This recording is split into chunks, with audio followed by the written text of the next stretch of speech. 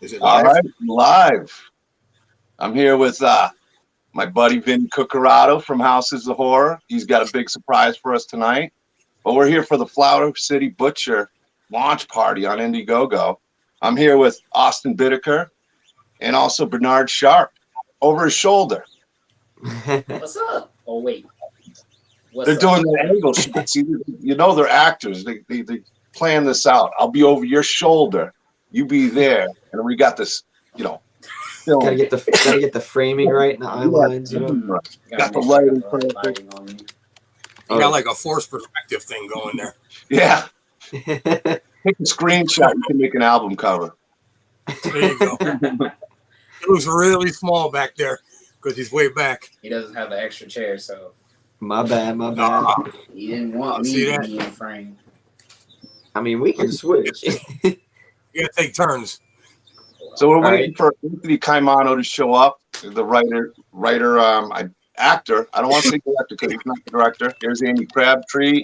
Aaron P's already here. Aaron's saying hi to you, Vinny C. Welcome, Austin and Bernard. The Flower City Butcher launches tonight, huh? Heck yeah. Yeah. Excited. How did you guys learn about this project and how did you guys get involved? I just kind of stumbled upon Anthony on social media, and we were talking about working together, and then he told me about Flower City Butcher, and next thing I knew, I ended up getting this guy on board, and I also got Samantha Larkin on board as well. So that was pretty cool. I just kind of brought everyone in with me. Such a generous soul. Casting it, you do it all, huh? Is there any other jobs you're going to be doing there? Nah, I think that'll be it. No, but it's good to have you guys on. I know I've become pretty good friends with Anthony. I met him the same way probably you guys did. Super cool guy, talented. Started off with The Killing Joke. He's like, I got this horror movie I might do an Indiegogo on. The next thing I know, he's launching an Indiegogo. So here we are. We're at launch night for the Indiegogo campaign. And he's late to his own party. Right? Fashionably late, right? Fashionably. You just like to make that talk about him. They say fashionably late is always fashionably early. Yeah. Don't fashion with that. He's just late. Late to his own funeral. No kidding, huh? So how long? Well, I'll start with you, Austin, since you're first and forefront here. Poor Bernard. It's okay. And we got fam. I'm gonna check on Facebook who's watching. But so how long have you been acting there, Austin? There we go. Well, I only really tackled acting like officially more recently. Aside from a few skits and shorts here and there and like college stuff back in the day. But more recently I've started going full on into acting. I realized I really loved it. So I really wanted to do more of it. And yeah, it's been fun. And I'm guessing, Bernard, did you guys go to college together or school together? How'd you guys become friends and link up? Yeah, we did. We became friends very interestingly. We had a college assignment where we were supposed to do a spoof film, and we did a zombie spoof film. And one of the scenes was someone getting clocked on the head with some aftershave. So me, Austin, and our friend Nakai had to clean up, and that's kind of how we first met. Just laughing at the dude having to clean up shaving cream? Mm-hmm, off the campus. Nothing starts a friendship like a good laugh, I'll tell you. Right? For real. So what got you into acting, Bernard? Acting is something I wanted to do for a long time, but I was always really shy about it. So when I got a chance to act more in college with little skits here and there, and then kind of progressing and getting further into it, I kind of understood where my purpose was, and it was acting. Move this shit over. Well, guess who's fashionably late and finally here? The man behind this film, The Flower City Butcher, Mr. Anthony Caimano, joining me again. He's becoming Hey. What's up, Anthony? He was doing some last minute editing. Yeah. How are you guys doing? Doing well. Good. Good. Great. Austin's looking sharp. I like it. See how Bernard's But back he's there in the sharp. background, looking good. I want Bernard's hat. That's a nice hat he's I'm got. not funny. Come on, man. Give me I something. like it. I like it. I dig it, man. So the campaign launches tonight. It's gonna launch tonight, and so my goal is to go in demand as soon as possible. So I'm setting the goal low on Indiegogo, so it's gonna be $1,000, which is pretty low for a movie. But the strategy is to go live or to go in demand as soon as possible, so that it stays active on Indiegogo, so that we can continue to raise funds. Look at all these comments coming in. Oh Right. man. I can't keep up with it. I need an assistant. I need somebody who could sit with this computer because I feel like I'm always doing this all the time, and I am listening. Like there'll be times I watch the restream, Yeah. and it looks like I'm bored. Like I'm rolling my eyes at the guest. No, I swear I'm looking at something. I'm trying to fighting to keep the eyes on. I'll tell Sean you. Thompson also commented. He said, "Hey fam." Sean, What's you're up? supposed to be in here with us. What are you doing? Yo, Yeah, Sean's awesome. Sean's Man. awesome. He was I on a love few days Sean. ago. Yeah, awesome dude. We had Sean on a few days ago with John Henderson and Amy Cote, and we had a great time. Yeah, it was a good time. We always have fun streams whenever you're on. I can't remember a stream that wasn't really fun. I know, we always have a good time. I've been lucky. I wish we could turn So I came a little bit late. Looks like Devo's in the chats. He's saying hello. We love Devo. Devo is John's son. I love Devo. We did a Dark Knight watch along together not too long ago. Nice. Let's see, Aaron Poe. I believe is that Aaron Poe or Aaron P? Aaron P's in the chat. Aaron says, "What's up, Vinny?" Hey. Amy says it's party time, and I agree. It is party time. We got Austin Bittakofer and Bernard Sharp. Oh, it's party time. Hey. We're already at 12 and we just started rolling. Yeah, and I see we got Vinny on today. Have they seen any of Vinny's stuff yet? They haven't seen any of it. I mean, a lot of it's right behind me, right here. He built that road porch. There's the Myers house. Surrounded by it. You know Wait what? till you guys see some of the stuff Vinny makes. This is genius. He makes all those Halloween busts right there. He makes a bunch of cool masks, clocks, action figures. Oh, that is sick. All kinds of stuff. He makes all this stuff. Look at these houses he Nice. makes. Cool. He's legit. I'm telling We got you. an unveiling tonight for Spookala. What is it? Is it something for the Batman? No, it's for John. It's for John to bring the Spookala. It's one of the pieces. Oh, okay. We got more in the works too. And, Well, this one's not done. There's a bust that goes on it. I still have to do the bust. Okay. But the base is done. So I say we show it. I say we show it since we're waiting. Sean Thompson will be here. Is he joining? Let me see. What's that? Yeah, he's showing it tonight. We're unveiling the piece. We're showing it. Is Sean Thompson joining us? I think he said he'd jump on.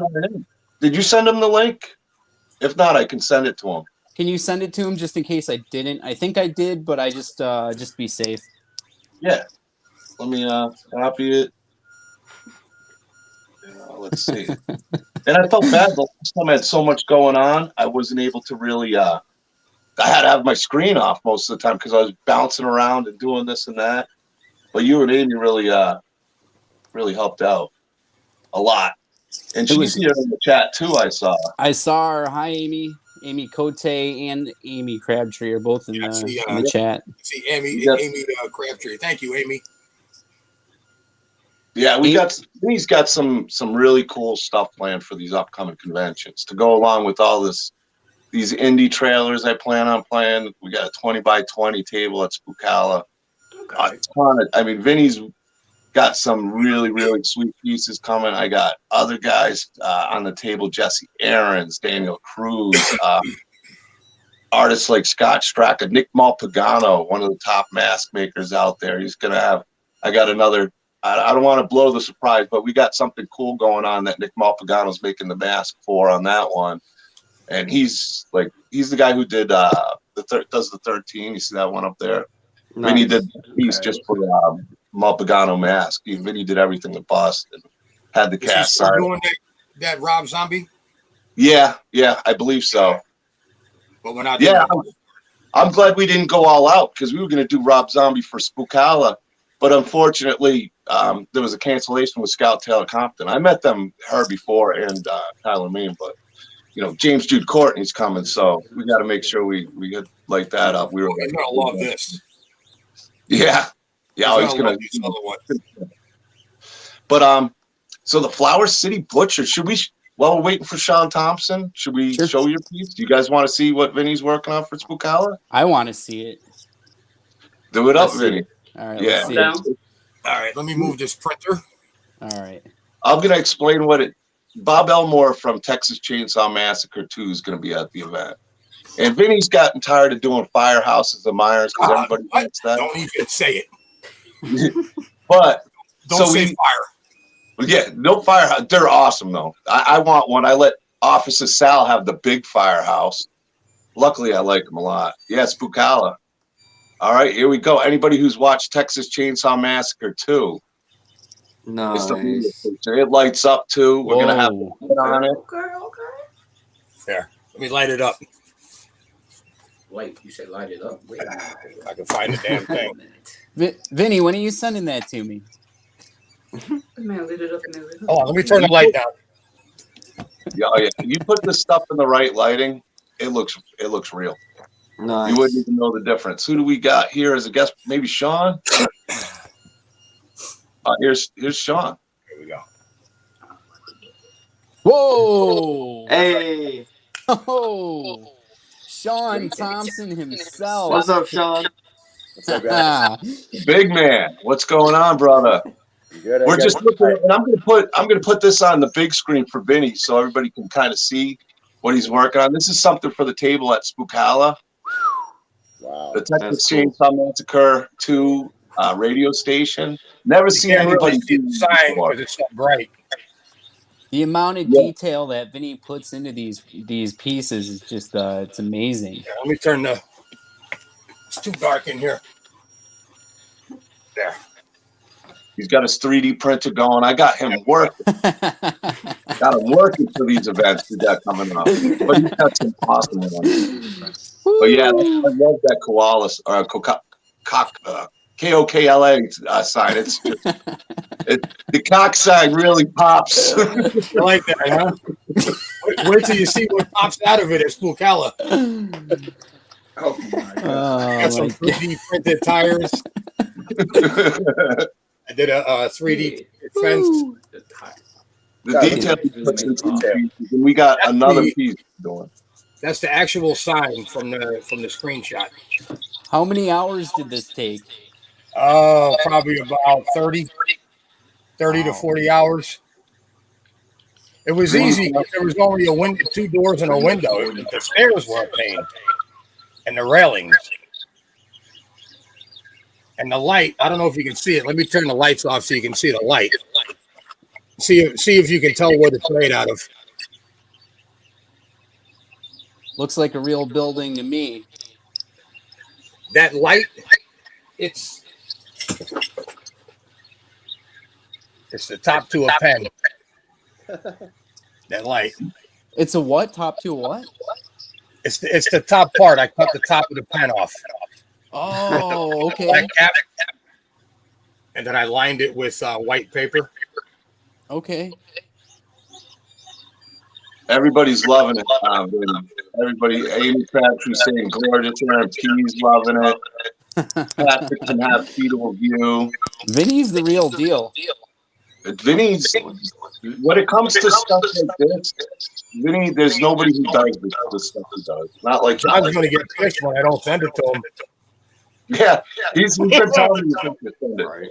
It sucks, man, because I make stuff and then I want to keep it.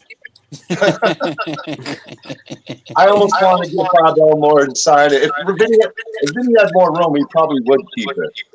I actually, hey, John, I actually have an extension on my USB.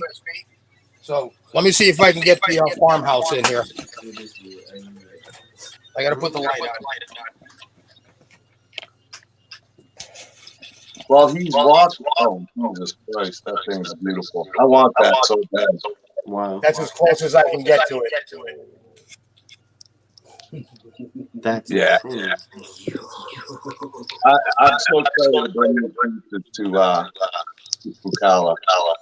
That lights up too. And Vinny makes all that stuff that you guys see there in that room. And he does uses Yep. basic things like that pen that are the top of the pen. I think Vinny's getting some echo now. There's the gas station. Full screen again. That's cool. That lights up. Just can't get to it. I wonder how much gas costs. Look at the attention to detail on the gas pump and stuff. That's amazing. It's unbelievable. And this I still got to. Yeah. I got to finish painting it with the dregs on them. And then this you already saw. Vinny's. He has a collection. Yeah, we're thinking about doing a little sample with that one. But I want to send it to Spookala. I might just like to buy it and break my route even more. What, this? Yeah. I got to get rid of it because my other printer's got to go here, man. I got that. And I got these. I have to send it to Spookala.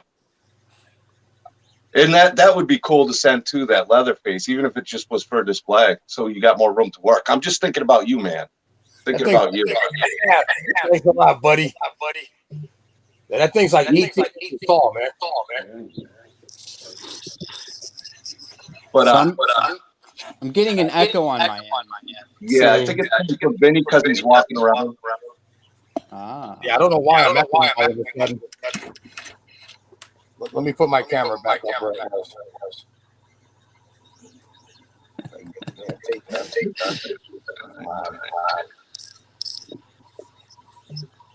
So I know. Geez, I'm getting a really big echo on my end. Are you guys getting that too? Yeah. Seems we're all echoing. I think it's just Vinny's.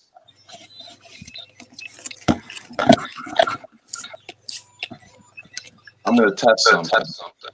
Sorry, I'm just going to use 1 second. All right. Do we still? No, we are getting an echo. Yeah, we are. Yeah. Let me bounce. And I'll be right back. Okay. Testing 1, 2. No, we still got that echo. Yep.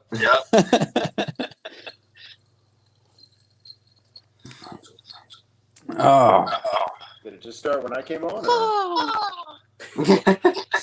Marco. Polo.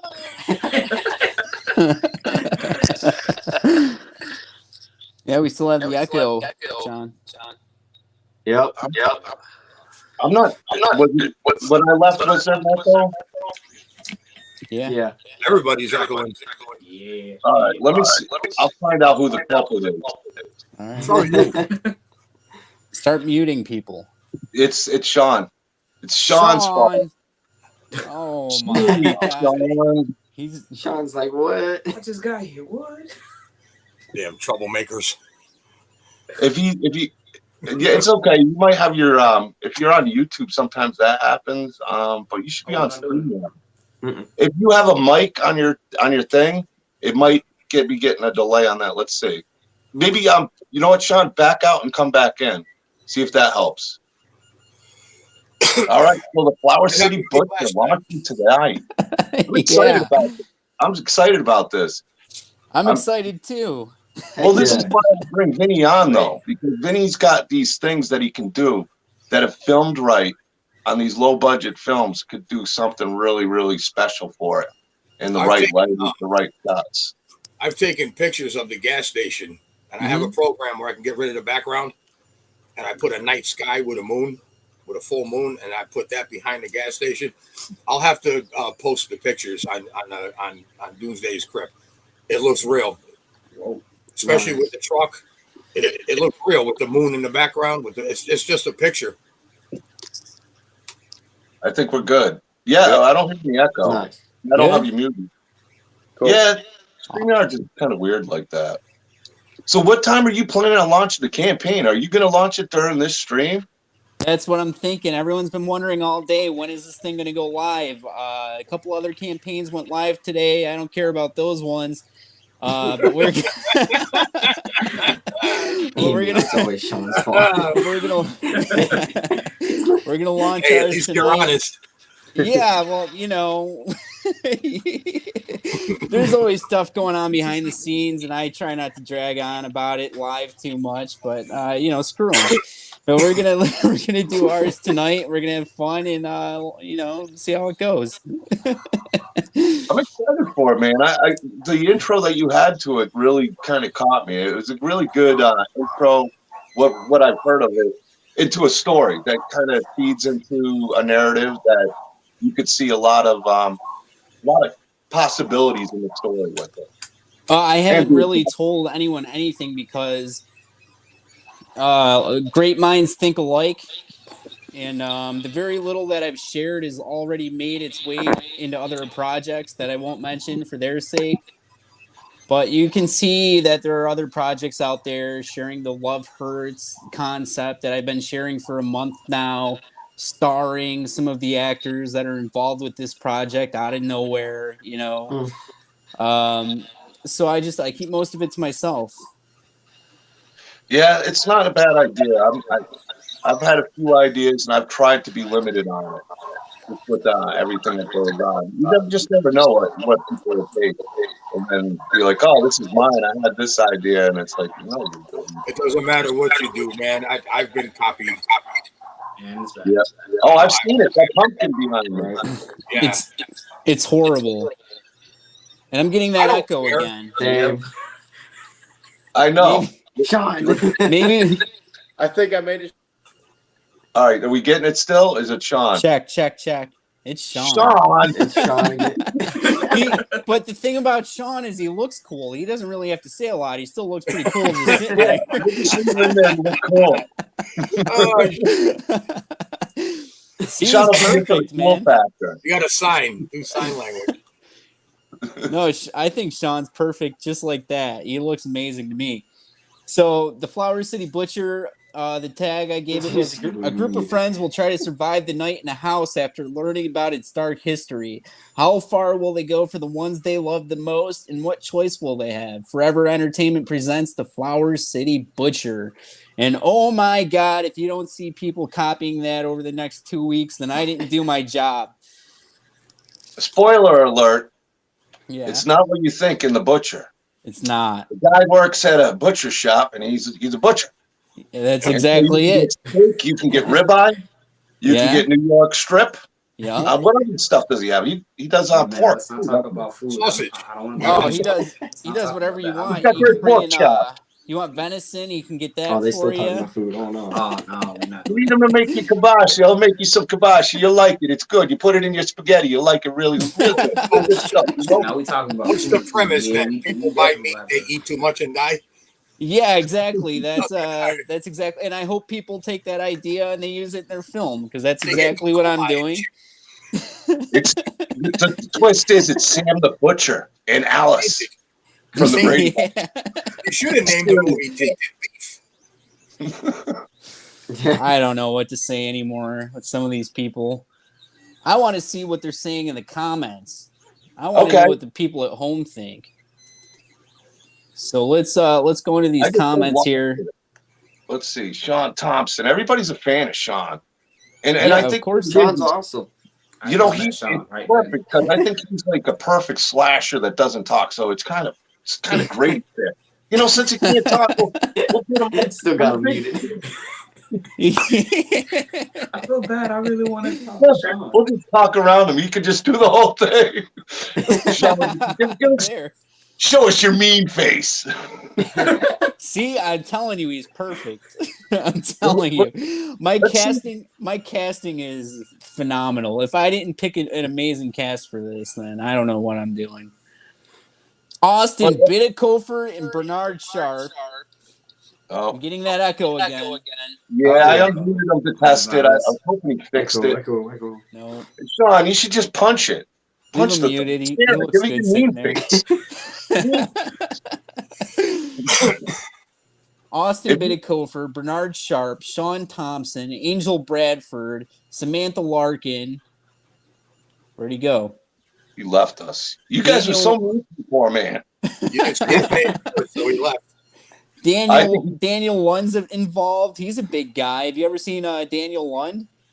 He's a pretty big dude too. My friends will see. Might not. I got to start paying attention more. Like when I first started, I just would say, okay, and then I'll learn. Oh man, this person's on my friends list. I wish I asked him to come on the show. Right. You know.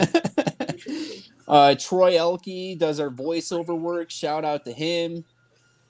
Who haven't I mentioned? Anthony Creek, who we had on about a week ago. Anthony Creek. Okay, yeah. Oh yeah, Anthony's great. Yeah. I wish I had watched his film before because he was funny as hell in it. Matinee or something. What was it? It was the last show. The last show. He does a good job, man. He's a good actor. And he wasn't even stoned. He's like, hey, man, you know. And he goes, dang, what are you talking about, man? I loved it. I loved the vibe. It gave me a total Up in Smoke vibe. I enjoyed it. It would have given me more to be like, I would have had fun with him just because of that character. And he was really good because he's kind of a quiet guy off screen, but he really pulls it off on screen. So, you know, I've got to give Anthony Creek a big shout out. He's quiet in the interviews. When you interview him, he's really mellow and he's kind of just, sits there and you're like, you okay, buddy? He's like, oh, I'm fine. I'm having a good time. Yeah, it wasn't even his fault, really. It was kind of mine because I had so much going on that night. Too, like over the last weekend, I was just dealing with not anything. I was dealing with issues, man. No, I wasn't. I'm trying to get a better camera with all this on. Can I say something about Sean while he's sitting there, Sean? When you sit like that, you got your phone like this, right? We can only see about half of your muscles. If you turn it like that, we'll get the full. We'll get the full. See all your guns in full glory. Oh, there it is. You lift, man.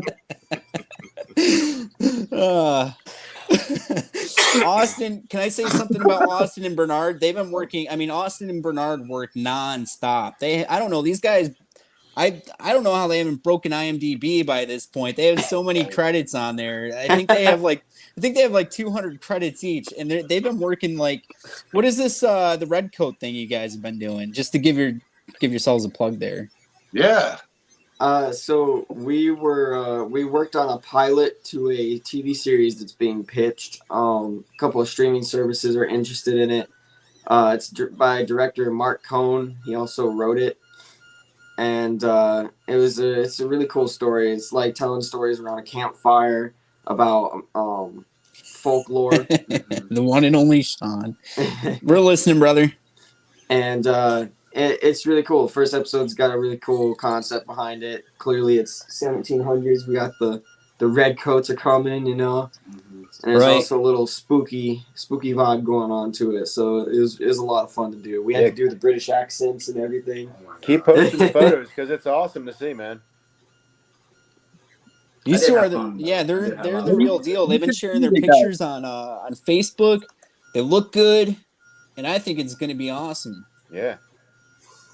Them being friends, actually, this is a good question for Bernard and Austin. Mm-hmm. I want to get to know you guys. Working together, and are you guys roommates too? No. No. Oh, you just hang out a lot? Yeah. I mean, but the chemistry's got to help when you're on screen. Since you guys, it sounds like you guys work a lot together, kind of come as a team. Were you like Anthony? If I'm coming, he's coming. He's coming. Right. You get a twofer. But does that help on screen? The chemistry that you guys have built up over the years? I mean, obviously, or does it? Yeah, we've been friends for a long time. From our college years past then to working in this business. So, yeah. If you guys aren't getting along, how is work? So have you guys, show? since you've been friends forever, have you guys done any scenes where you have to purposely like hate each other or kill each other or anything like that? Or are you guys on the same side all the time? You haven't been I that don't think lucky. we've had anything like that yet, have we? I don't know. Depending. When you keep Well, this in root beer, yeah. It sounds like the script that needs to be written. Really get them battling out. They come in, they say they're fighting today, so the director says, "All right, kill scene day." Well, being friends, is it ever? I don't want to say conflicting, but are you guys able to open up and be like, "Hey, dude, that's yeah, I think if you did it this way, it'd be better, or are you that comfortable where like, hey, dude, that sucks what you're doing. Try it a different way or something. Yeah. I feel like we can be honest good. with each other and give like honest feedback and not just be like, yeah, sugarcoat, you're great, I'm always asking for feedback. Yeah. Even when someone says it's good, I'm like, I feel like I can do better. I'd love to see the blooper reel. Oh, the blooper reels. Oh my god. Oh man. You guys got to sugarcoat with me. I can't handle the criticism. You got to pat me on the back. We got our other guest here. Who? We got Heather Beck. Who is here? Heather Beck. Oh my god! Oh wow!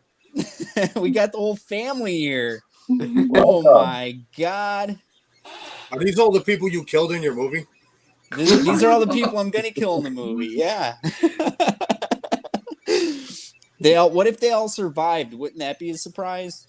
Wow. That'd be a plot. Curveball. Well, Anthony, They'll they all never see it coming. survive, Anthony. Apparently, What if it all turned out to be a dream at the end? Put us in the sequel. Could be. Please. I'll play my twin brother.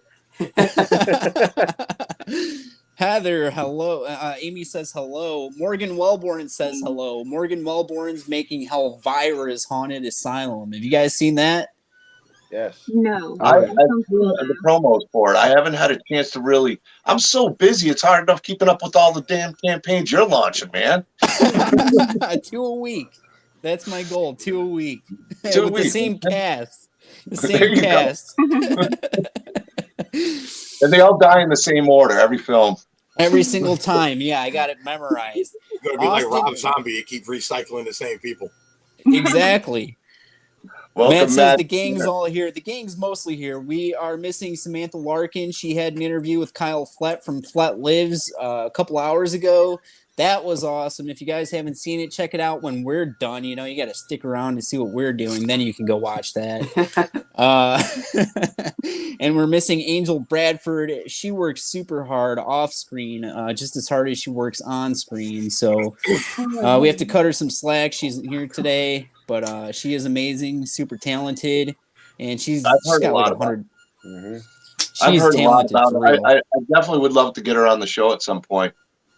Heather, I've been hearing a lot about you too. Welcome to the show. Can you tell us all a little bit about you that don't know you as well as Anthony Caimano, who knows everybody? I have a podcast, and lately I've been doing movies. And what else do y'all want to know? Well, I have a question.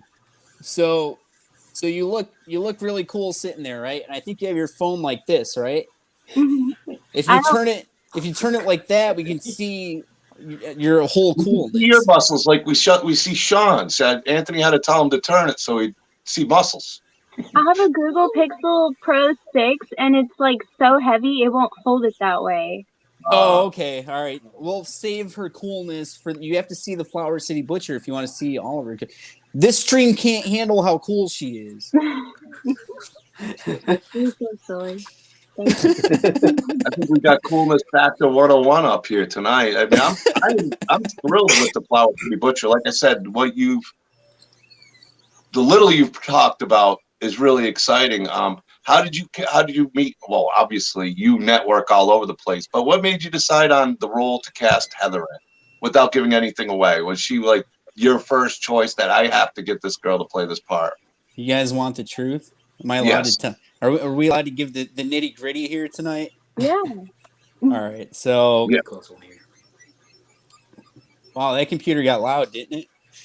So Heather is, of course, starring in another film called The Third Channel, which thanks for the shout out, Anthony. You're a good guy.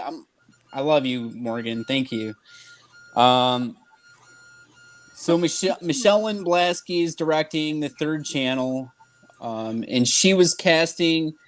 She lost the actress that she had for one of the lead roles in her film, and she was looking for actresses to fill that role. And she sent me an audition tape one day, and it was Heather's audition. and she asked me what I thought about it, and in my head I was like, I'm gonna steal her for my movie. And so of course she ended up casting Heather. Heather's gonna be amazing in it, and I thought of Heather right away for the role of Lisa in the film. So she has a pretty cool part. She'll be side by side with Sarah, who's being played by Samantha Larkin, and Jonathan, who's being played by Anthony Creek. And I think she's going to be amazing. I think you guys are going to love her in it. Thank you. That's where I've seen her before. I have seen Heather a few times, and and I think in a trailer. She's in the trailer. I believe in the. Oh, for the third channel. Yeah, the third channel. channel. Yeah. Yeah. That's where I've seen her. I knew I recognized her as soon as I saw her. And then we got the Beast Man over here, Sean Thompson. I think he punched out the Echo, so he's good now. I'm good now. Switched out the iPad for the iPhone. We're good now. So I ended up casting this guy for Basil in the Flower City Butcher. Tom ended up beating him up. I was like, you know what, Tom, you can have the role. So that's how Tom was. That's how Tom was brought into this one. Sean's becoming a busy man. I had him on with. I mean, he's. I don't know. When we had him on, he sounds like he's getting really busy. Being in Roseblood was his first film. Was a great movie. Hopefully with Roseblood too. Maybe see a cameo. Maybe would love to. Not sure how that would be possible, but we'll see. Well, you're twins. Yeah, twins. Like this guy said. Twins. Shave off the middle and have a goatee, and it's my twin. I like it. No, but you've been a busy man. So what are you working on other than the Flower City Butcher? I know you got a few things coming up, and I didn't really get a chance to talk as much. I was on the run, but I know you got a few projects going on. Yeah, I'm flying up to Alabama for a one-day shoot in beginning of May. Going to be shooting a scene with Antonio Sabato Jr.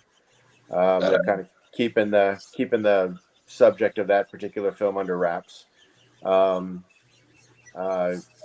a bunch of stuff just coming down the pike. I mean, there's a lot of stuff. I'm still waiting for the shoot dates on that kind of stuff. We're going to be we just got finished doing the Naughty List, which is kind of a Christmas slasher. We're heading up there when we film Sandheim. I'll be taking a night off from Sandheim to race over there to refilm a scene because after we looked at it, it didn't have the authenticity that we wanted. So we're going to reshoot it just so it looks a lot more real. Kind of important. So it's going to be a busy. I came into 2022 after what I figured to be a very busy 2021, and I was thinking maybe five or six films would be a nice year for 2022. And right now, I think we're looking at 12 or 13 films for 2022 total. Fantastic. So, I'm not sure it's how it's going to happen, but I look at it like I'm blessed, and I'm just going to ride the wave while I can because I know that in a heartbeat it can all be taken away. So it's all good. You'll make it work. So Anthony, what are you planning on with launching the Indiegogo campaign? You said your goals is really low. For 1,000 is your initial goal? Yeah. And when are you planning on filming this? How long is the campaign going? Like once we start it, you hit 1,000, which I think you should do no problem. I honestly do. I mean, I think it's going to be a cool movie. But what are you looking at for? I know you said it was going to be a full length, but what are you looking at for filming? Locations is obviously upstate New York, but how long do you think it'll take to film it? And when do you plan on starting to film? I want to film at the end of June if we can make it happen. I have to work around the schedules with all the actors. They're pretty busy. Like, Sean has a bunch of projects. Heather's working on stuff. Austin and Bernard work, 2 projects a day, I think. So I have to make sure everyone's comfortable and, feels like they can take part in it. I'm hoping for the end of June. I'm thinking a 10 to 15 day shoot in Rochester, New York, aka the Flower City. That's close to me. Is it? Yeah, I'm in Connecticut. Come join us. Come hang out. Yeah, definitely. All right. Yeah, most definitely. And of course, Angel isn't with us tonight, but I have to go over it with her and Daniel One and Troy Elke and anyone else that's going to be on set. Anthony Creek. We might have a cosmetologist on set for the girls, so maybe check. There's a lot of different moving pieces with it, but I'm hoping for the end of June. 10 to 15 day shoot, get it done really quick, and post-production probably take a couple years, then you guys will see it eventually. You know what I'm saying? 18 years down the road, be ready to see the Flower City Butcher. Invest now. Because stock will go up. And all the actors will be doing interviews in convalescent homes. You'll be watching 5 sequels of it before you see the first one. That's right. That's right. Yeah, we'll be filming Flower City Butcher 2 before you guys get to see the first one for sure. That's the way you do it. You got to do the second one first. Didn't Quentin Tarantino do that? Probably. I wouldn't be surprised. They're probably doing he did something like that. With Kill Bill 2, possibly? Yeah. It's the thing to do. Why not? It's got to be unique. Yeah. That's how you make a statement. Make that statement. Copy that. But with all the cast that you have and wanting to do it on that, are you planning on, and say having the people that are going to be in the scenes together, try to get them together? I imagine trying to get everybody who's busy all there and for 15 days could be tough. So you kind of got an idea how you want to film it and try to work it out with the actors. You obviously most likely have to shoot it in different order, not in, chronological order. So right. You got plans for that, or? Oh, it's like, how long do I have you for? They say a couple days. I'm like, all right, you're getting killed first. Yeah. The longer you can stay on the film, the longer you'll stay alive. Yeah. There you go. Yeah. You better make vacation time. Yeah, if you want to make it to the sequel, you better stay for the full 10 to 15. I'm going the distance. Okay. No, honestly, yeah, I just try to work with everybody, make sure they're comfortable. And if we did do a sequel or something else in the future, I could always find a way to bring them back for it. So it's not like that. I want to work with these people forever. I'm the kind of guy that will stick with these people forever. If I'm making movies in 10 years from now, I want Sean Thompson and Heather Beck and Austin and Bernard to be in those movies in 10 years from now. So I just want to work with them, make sure they're comfortable, and just keep the party going for as long as we can. I found that with a lot of indie creators, and I think that's really cool. I know, like with Jason Pitts, he likes to work with a lot of the same actors and actresses, and I think that's awesome in indie. Because after a while working with them, I imagine it's like I know the perfect way to write a story for, say, Heather, or the perfect way to write a story around Sean and what he can really pull off, and maybe challenge each actor in their own way, but also know they can pull it off. Same thing with Austin and Bernard. So that has to go a lot into the writing, especially moving forward, I'd imagine, as a film, as a writer and actor yourself. If I have it my way, I'll be making another horror film in like a year from now, and Sean would definitely be in it, and hopefully the other cast members would be in it as well. Sean's going to be in Batman: A Killing Joke with me too, and if I can get, he's going to be Commissioner Gordon. Oh my God, he's going to be I think the coolest Commissioner Gordon ever, because they always have. Commissioner Gordon's always kind of this nerdy guy, pushover kind of type. Sean's pretty badass, man. He's going to be a pretty cool Commissioner Gordon, in my opinion. Just my opinion. Well, you're writing, so I imagine that you have a good idea of how you want to use Sean as Commissioner Gordon. You're not going to need Batman. Right. Got too much muscle. You're going to make Batman look like a little wuss. He'll be being. that would definitely provide an interesting dynamic. I'll tell you that. He's going to be Robin. There you go. No, you want to. I'm busy that week. Sorry.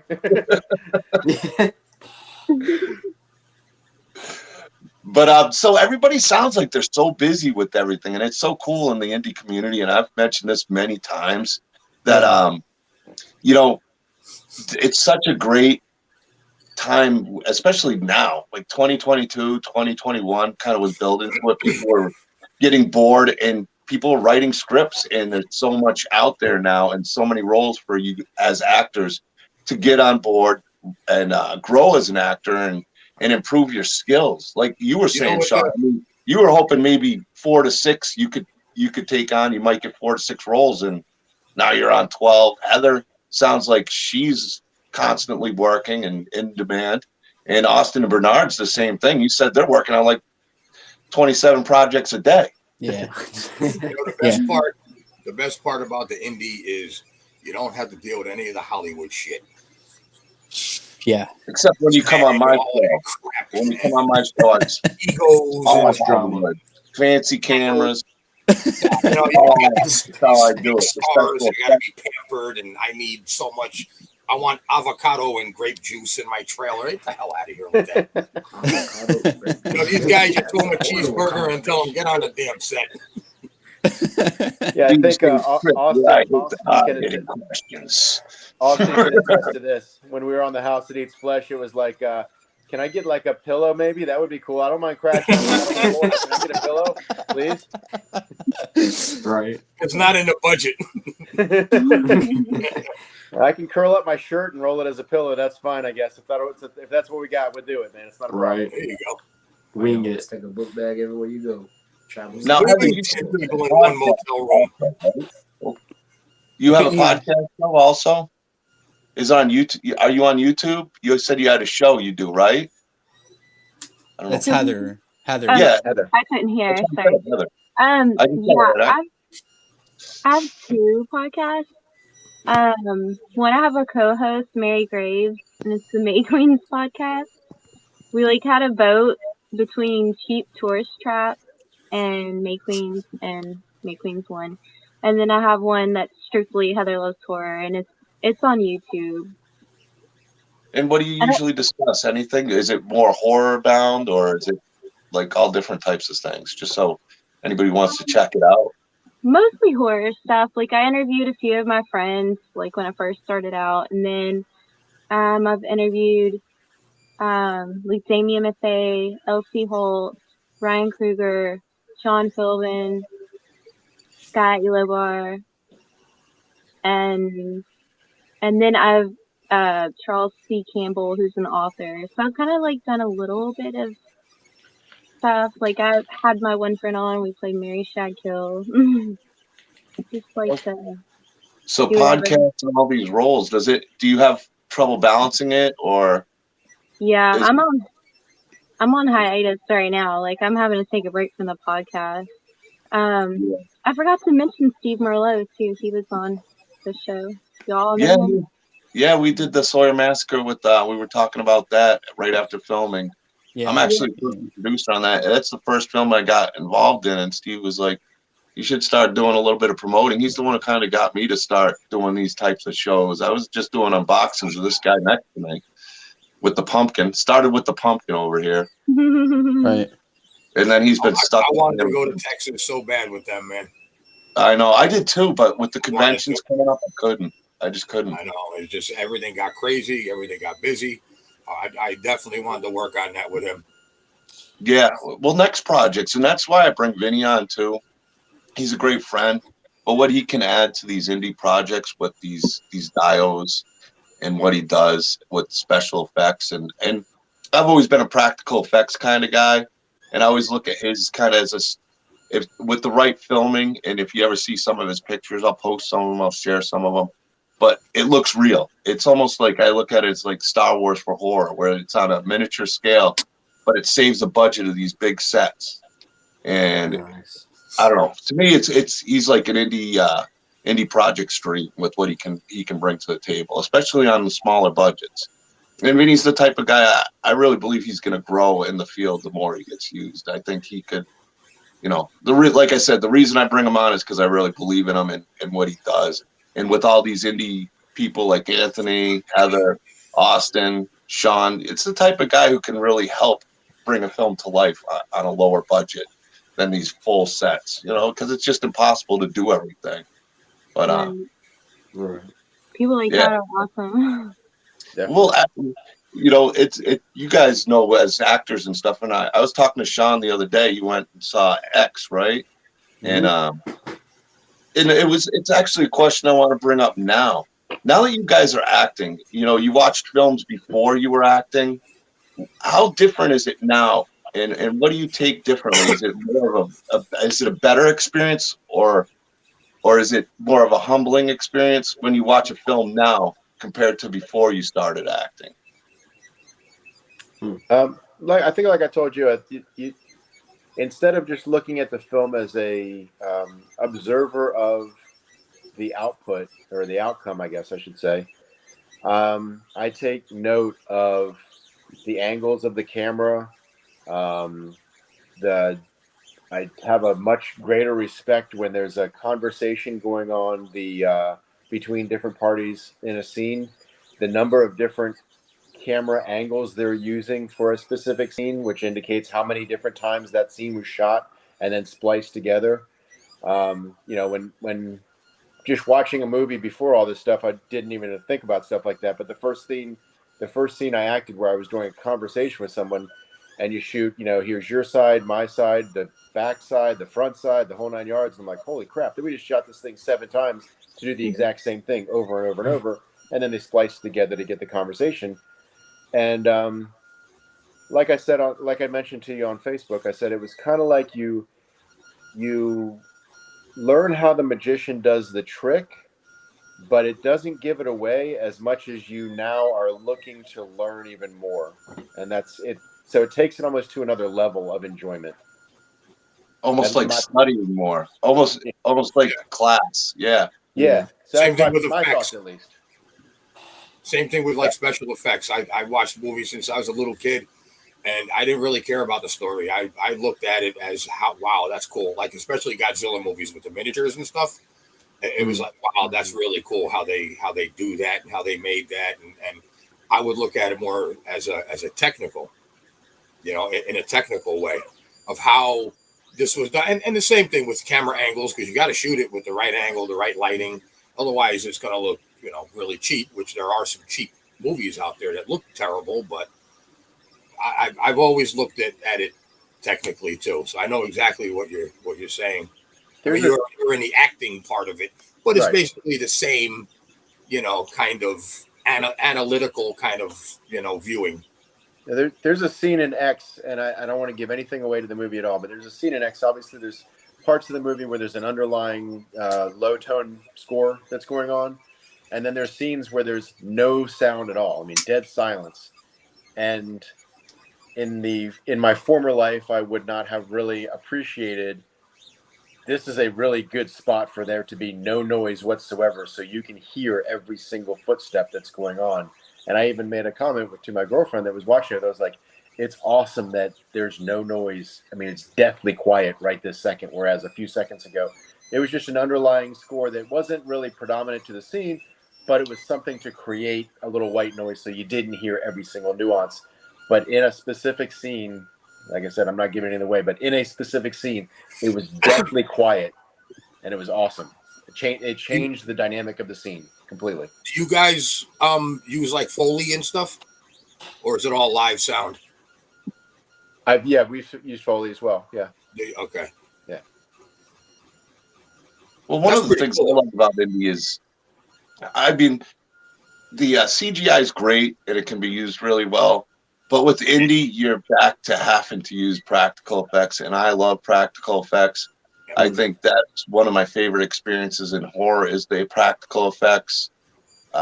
Especially, I mean, Tom Savini, obviously one of the GOATs, Greg Nicotero. I mean, just it's so cool, and that's what I love about the indie, that you can really get in the vibes. Some of the kills I've seen, even from Roseblood to the new Scream Legacy, there's just so many really cool practical kills, and it's just amazing to see them again because I actually believe them more than the CGI. The CGI just looks too clean. It doesn't look right to me. How do you guys feel the difference between CGI and practical effects? I know what you feel, Vinny, but look at what Adam Green did with Victor Crowley with Hatchet.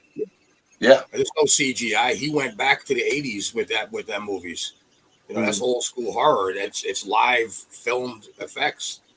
You know, a CGI, you know, on a low budget, you get Sharknado and stuff. You know what I mean?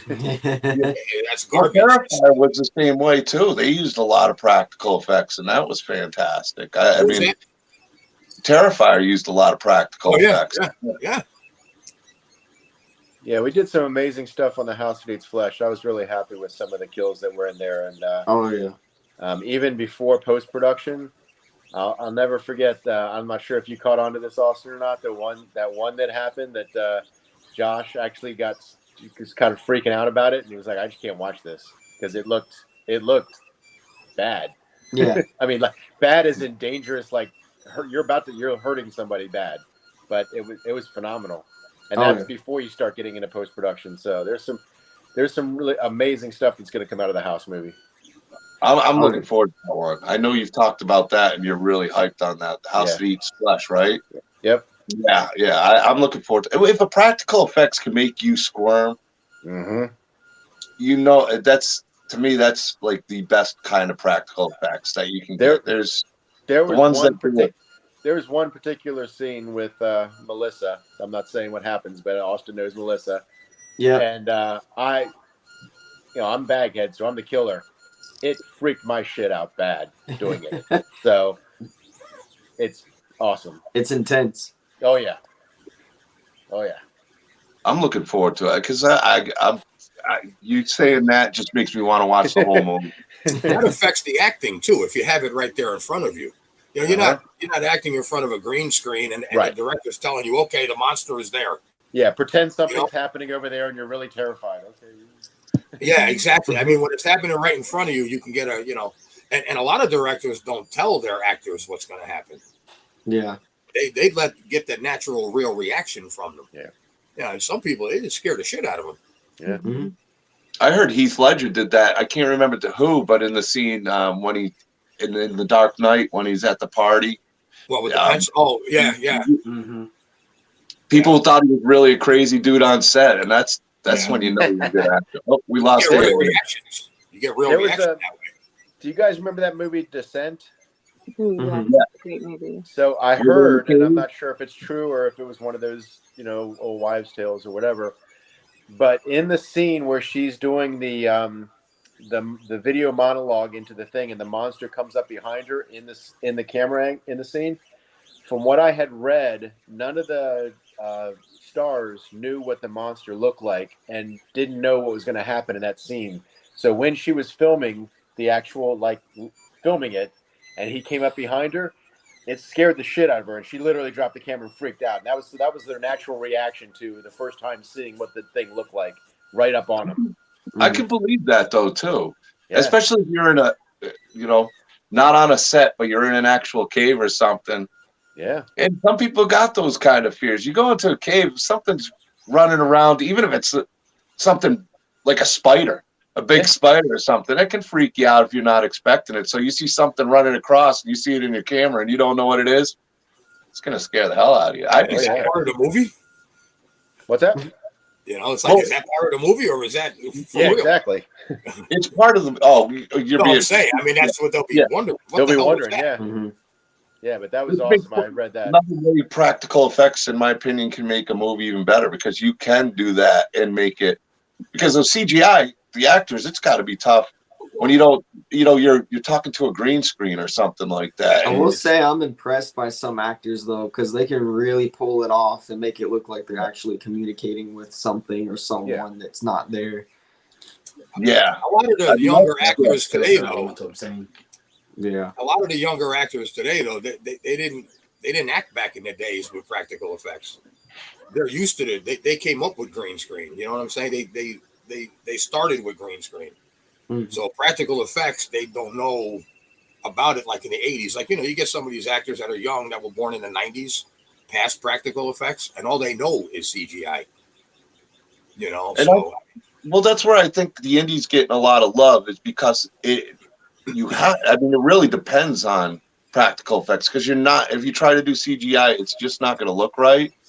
Mm-hmm. And with the practical effects and the younger actors like Heather and Austin and Bernard, you guys didn't experience probably the way Sean and Vinny and I did where, you know, we grew up the 80s, Vinny, 70s really? You go on the drive-ins and stuff, and you just notice those things. And now it's kind of like the retro thing for a lot of people. I think Anthony's back, where they have that appreciation that they didn't know before. And I think that's pretty awesome that the practical effects are coming back. And I think that's what's great about the indie community is it brings all those aspects back that I think got lost along the way. Yeah. Because horror is just something special. The only bad thing about indie and low budget with practical effects, you got to kind of get it in one take. Yeah. You know, because if you make this elaborate head like in Hatchet where you rip the lady's face open, you know, if you miss that, something happens and you got to do it again, that can get costly. Yeah. To have to remake that now, you know what I mean? You know, big budget movies, they've got, like, you know, with Pumpkinhead, they had 9 of them or whatever, you know what I'm saying? And but for something like that, you know, you got to kind of get it in one take. Yeah. And it is neat. The other aspect that's neat about it is it requires you to think. You know, like you said, if you're going to do things old school, then you have to think to yourself, how can we make this look legit? Okay, well, we can't do full size because that's impossible. So okay, we're going to use miniature. Some of the stuff I'd seen where they'd either have fire or they'd have flooding go on. So they build a small scale city and then turn it sideways and run the water down or run the fire up. And you're like, and then obviously, you know, when you're watching it, it doesn't show, it shows natural. And you're like, that just boggles the mind that requires you to think way outside the box. Whereas opposed to, if you can just rely on computers to take care of it for you, well, that's all, you know, we don't have to think about it because the computers will take care of that for us. So I look at it because, again, you know, like I mentioned before, in my real world, I'm a computer nerd. So, you know, what I do is I have to solve problems and think outside the box to solve computer problems, you know, get computers to do what users need it to do. And I like the idea of the practical effects is basically, can you get this practical effect to look real on the budget that we have? And that's using challenge. Using household things mainly. Yeah. Yeah. You know, that's like when Star Wars first came out. What was it? 70 what when Star Wars 77. Yeah. I mean, when they were doing like the space explosions, they would have the camera aiming up. Yep. And they would blow up the spaceship so the sparks fell towards the camera. And then when you see it, it looks like it's exploding and going everywhere. Weren't the asteroids potatoes? I think the asteroids, when they're going through the asteroid fields, were potatoes. It could be. Potatoes, yeah. I think the coolest thing about Star Wars from the original, and I wish they had not gotten rid of it, and I don't know if there's a version that still has it, but the original VHS, when the ships were flying through space, because obviously they weren't flying, and you could see the box. Oh, yeah, the outline, Yeah, the outline of the box go. It was just so cool because, you know, that's the way it was. But you still enjoyed it. It wasn't. You know, it didn't take anything away from it. Not at all. Not at all. Yeah, that's cool. Yeah, I mean, Star Wars. It's nice to be able to think back and of how things progressed. So yeah, I mean, I think there's some things where modernization can definitely help, especially if you start green screening some of the backdrops so that you don't have to build entire empires or cities or whatever. Those are phenomenal. Paintings. Yeah, those are easy to do. But if you're going to get close up, I mean, again, I get the one I love the most is Savini with Kevin Bacon through the neck in Friday the 13th Part 1. Friggin' awesome. Yeah, the fake body. Yep. Yep. And it's so simple. Laying under the bed. Yep. And it's so simple, but yet when it's pulled off and you see the movie, it's like, wow, that's how the hell did they do that? Mm-hmm. But it's so simple how they did it. Yep. You know, and that's what's good about practical too, is you have to be very, very innovative. Yeah. You know, like you said, you got to think outside the box. How can we do this? How can we, like Tom Savini said about George Romero, we're going to film another zombie movie. Start thinking of ways to kill people. Yeah. Well, that's even like what you did with this house. You see the broken drain? I don't know if I got it on camera you got right. It, yeah. What do you think that's made out of? I would guess a straw, maybe. I don't know. Yep, there you go. Exactly. Yep. Like those builds take Vinny a long time to do, but the material cost, he uses whatever he can get his hands on, and he makes it work, which I think is practical effects 101. Not 101 the way he does it, but he uses anything he can find around the house, and he'll look, and just like the pen cap on the light. That farmhouse took me about a month to do. Yeah, I love that. That was a pain to That's build beautiful. because of the layout of the octagon rooms and then I wish I could show it because you can actually look in the window and there's a light beside and it has the dinner scene inside the dining room window. Record some clips of it. I should. And put it I got them all on my. All the pictures are on my page on Facebook. Yeah, I got them, but I think you should post them. I want people to go. Vinny did this. Then I got to tag your name, and I'm just way too lazy to do stuff like that. I talked to you enough about putting your name on a Facebook screen. Too busy. All right, it's coming up on 11:30, guys. So I'm going to call it a night, but I appreciate you having me on. Thank you, Sean. Hey, thanks, Sean. Good talking to you. Hey, it was good meeting you, Sean. Nice seeing you again, man. Take care, bro. All right, he's gone. Now, what do you guys really think about him? He don't even look like. I don't think he lifts. I really don't. It's practical effects. I'm telling you. What does he weigh? 98 pounds, maybe. Soaking wet. It's the camera angle that he makes it. That's why you had the camera down, looking up, makes him look bigger. Yeah. That's all. Trick of the angle. That's all. He's only like 5'3", 127 pounds. That's what I think. He shut his camera off, but he's still watching. No, is he, Sean? I love you. I didn't say. I didn't say that stuff. It's too late. No, it sounds super cool. I've talked to him a little bit off screen, and I'm a big fan of what he's doing. And I'm familiar. Yeah, he was on my show. You probably saw him. No, I from a movie or something. He looks familiar. He was in Roseblood. I haven't seen that. Soldiers in Roseblood. That's why he was kind of joking that he wasn't going to be in the sequel because it didn't go too well for the soldiers in that movie. He looks familiar. I think I've seen him somewhere. I don't know where, but he looks familiar. I'm sure you have. He's been around. Well, he's fairly new to acting, but he's got that kind of look that it's like I've seen that guy before. Yeah, he's just familiar looking. I don't know why. Yeah. I don't know why. I feel like I've seen him somewhere before. Heather I never forget. Back in the day. Heather Graham. You know who Heather Graham is, right? Mm-hmm. Doesn't she kind of remind you a little bit of Heather Graham? I had an ex-boyfriend who used to call me Heather Graham. You do look like her, though. You have that. Yeah. I think that's cool, though. Hey, that's not a bad thing. No, definitely not. She's gorgeous, so thank you. Very, very attractive. She was great in Austin Powers. She was one groovy baby. We could play her in a useful scene when she was younger. That'd be cool. No CGI. Use a real person. Yeah. Oh, you want to? You grab that? I grabbed these today from the store. They're hand painted at Walmart. I was looking at them on eBay, and they're kind of expensive. I even grabbed this one.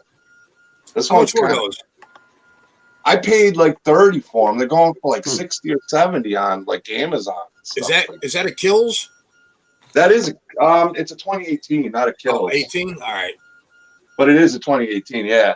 All right. I couldn't see it. You moved it. I think the 2018, even though the Kills mask is going to be more, 2018 was more well received than Kills, so I kind of see that being as well because it was the first movie in the new series.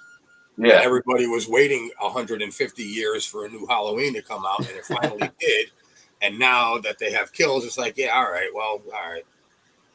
I love them all, as long as it's not that the one that came out after H2O, unless it's the one, the Haddonfield Nightmares, a good one. But I won't talk good about old Resurrections. Sounds like Connection. Busta Rhymes. Karate That kicks word in. is banned in there. Resurrection is a movie killer. Look at the Matrix. Resurrection. Terrible. Terrible movie. But I refuse to acknowledge that movie. But I'll watch any Halloween movie and still enjoy it. Except for the one that we won't talk about. Again, remind me.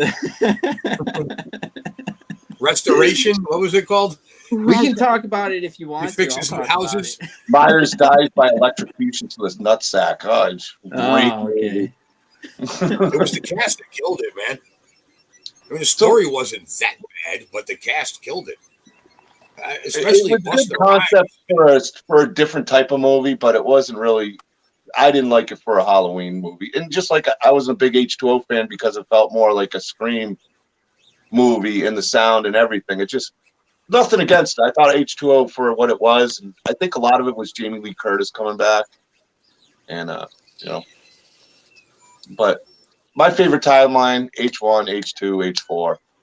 Cut it off right there, and I'm good. Those are my three favorites. But left it too when he got burned up. So let's go. I'm going to go back to each actor here.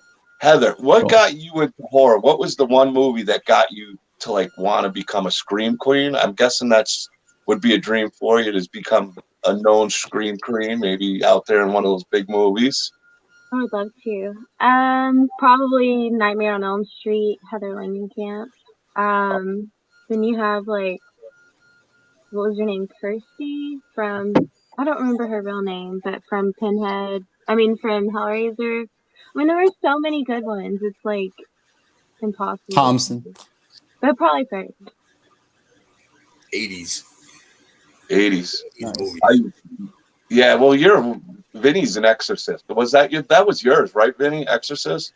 No, mine was before that, man. I was born in 1963, dude. I go back. Well, I know, but Psycho? But yeah, no, not that far.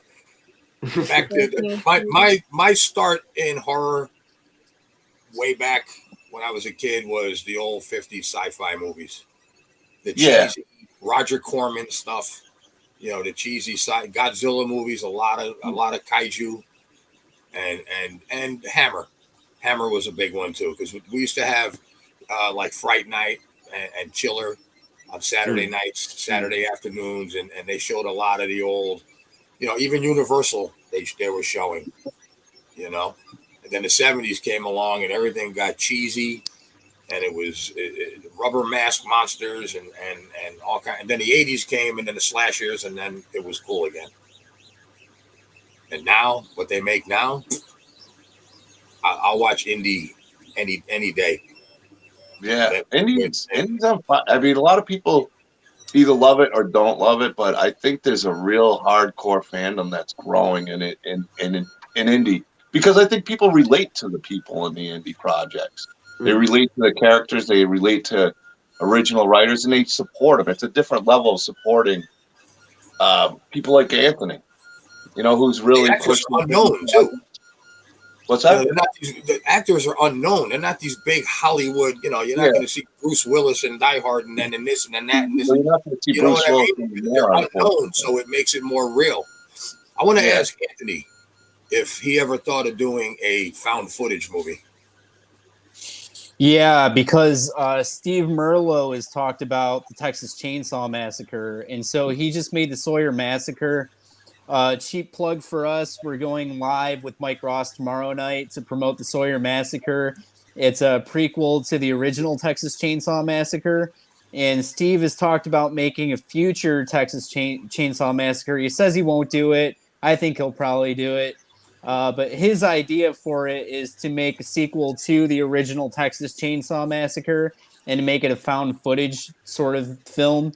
And so I'd like to see that. I don't know for sure if he'll end up doing it, but I'd like to see him do it. And if he doesn't, I might steal his idea someday. Yeah, found footage is pretty cool if it's done right. Yeah. Pulling it off. If Steve put his name on it, I'd be like, all right, I got a strong feeling. I'm really excited about the Sawyer Massacre. I am. Yeah, I'd sign up right away. I'd sign up in a heartbeat. If Steve wants to make a sequel to the Texas Chainsaw Massacre, make it found footage, I'm all for it. Good. Yeah, that would be actually cool. I live in Texas. Hey, you know, he could have probably used you if he knew too, if you were in Texas, because I know. Yeah.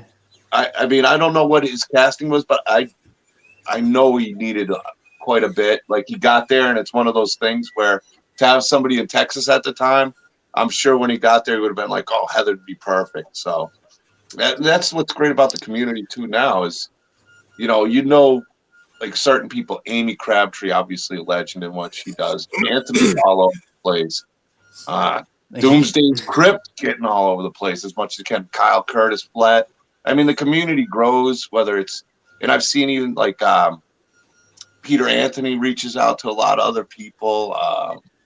The list goes on. Jason Pitts is another great filmmaker. Steve Merlo.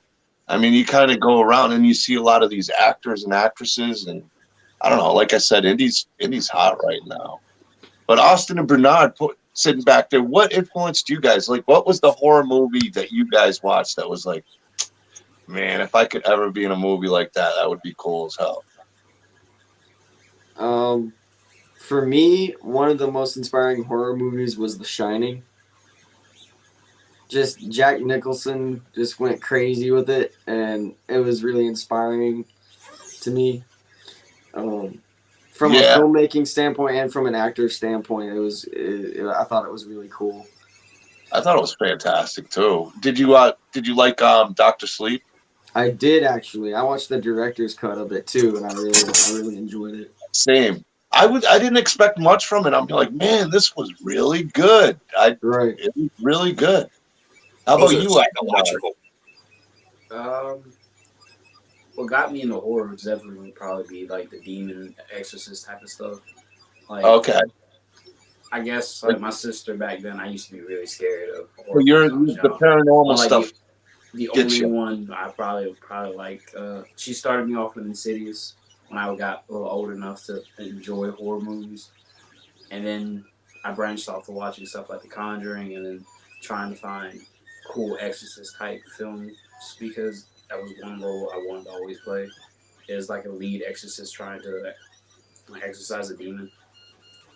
That'd be pretty. Hey, there's a lot of room for that because that's a topic that people really get scared. It's one of those movies that either you believe in that kind of stuff, and when you do, I know people like that. They're just freaked out at those movies. Like it'll freak them out to the next level, whether it's The Exorcist or, like you say, The Conjuring or The Nun or any of those.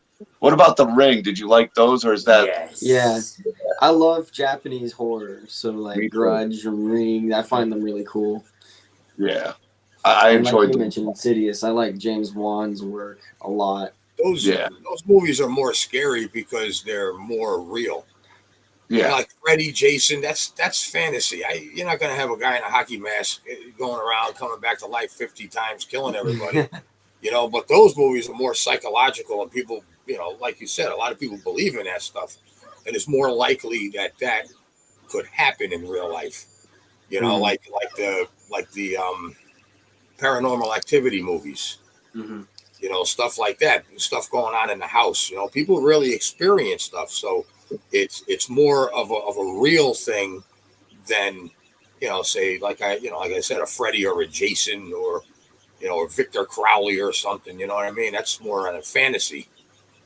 That's probably why The Exorcist. I mean, people went to see The Exorcist. I remember seeing it on the news when I was a kid. People were passing out. They were throwing up. They were running out of the theater screaming. They were freaked out by it. When it first came out in the movies. And the thing that I still can't get over is how it opened the day after Christmas. That's a hell of a time to. It's so different now than it was back then because you didn't have the leaks, the spoilers, or anything. The Exorcist, what it did, you watch like old footage of when people were coming out of the theater. Even Jaws, they were paranoid. They were scared beyond scared. I mean, and I think that's awesome. Like that's the experience I want to walk out of a theater having is like. Back when I was young, they didn't have movie trailers. They had movie trailers, but it was a voiceover movie trailer. They didn't show parts of the movie. Mhm. Yeah. They just showed the title of the movie or whatever, and then it was a voiceover telling you about the movie, and then that was it. They didn't show clips and scenes like they do now. You got the first part. Did you launch the Flower City Butcher already? It is live on Indiegogo, and Matt Hey, Skinner has hey. claimed the first perk. Oh Thank my All right. God. Guys, just so you know, if you donate within the next 24 hours, you'll get a free 8x10 signed by Angel Bradford. She's giving those away. Heather Beck's giving them away. She's in the chat with us right now. And then Scotty McCoy is doing the same. And then we're going to offer some other perks for Austin and Bernard and Daniel Lund and Sean Thompson. But if you want those first 8x10 signed by Angel Bradford, Heather Beck, and Scotty McCoy, donate within the next 24 hours. Help us go in demand before those other campaigns that I won't mention. And we'll make sure to get those sent out. We'll make sure to get those sent out to you right away. And I of course, I support the other campaign because Heather's in it, of course. But that other one, who cares about that other one? I'm gonna find that link unless you want to send it to me, and I can post it in the YouTube chat, and we can also I can post it on Facebook for you. So guys, they're live now, and you got some really nice perks just for donating, some cool autographs. Yeah, all you have to do is donate, so there's no limit to it. If you donate and we see that you donated, take a screenshot, send it to one of those actors, and they'll send you a signed 8x10. That's for the next 24 hours only. So that's Angel Bradford, Heather Beck, and Scotty McCoy. Yeah, and that's only 24 hours, right? And after, if you don't do 24 hours, you're going to get sent to one of my crappy autographs, and it will be worth less. And I don't know, I kind of get jealous because I never get any of the perks. Like, we did the same thing with Batman. I didn't get a Lydia Manson autographed 8x10, but other people did. I didn't get a Tom Gibhart autograph, but other people did. And now I want Heather Beck's autograph and Angel's autograph and Scotty McCoy's autograph. So jump on it while you can. I might donate and then get the autograph and then sell it to you for about triple the price I paid for it. Probably. I'll hook you up. What I would do if you guys are smart. What I would do is I would get the autographs I would donate, get the autographs, hang on to them for a couple of years, and then sell them. Because Heather Beck, Austin Beta-Kofer, Bernard Sharp, their autographs are going to be worth something in a couple of years from now. So you got to hold on to them, keep them in good condition, and then put them on eBay in a couple of years. You know what I'm saying? I happened to score Lydia and Angel's autographs when we were at Cult Classic. What? And you didn't send them to me? It has my name on there. That is just rude. That is just rude. Anthony will change his name to Heather.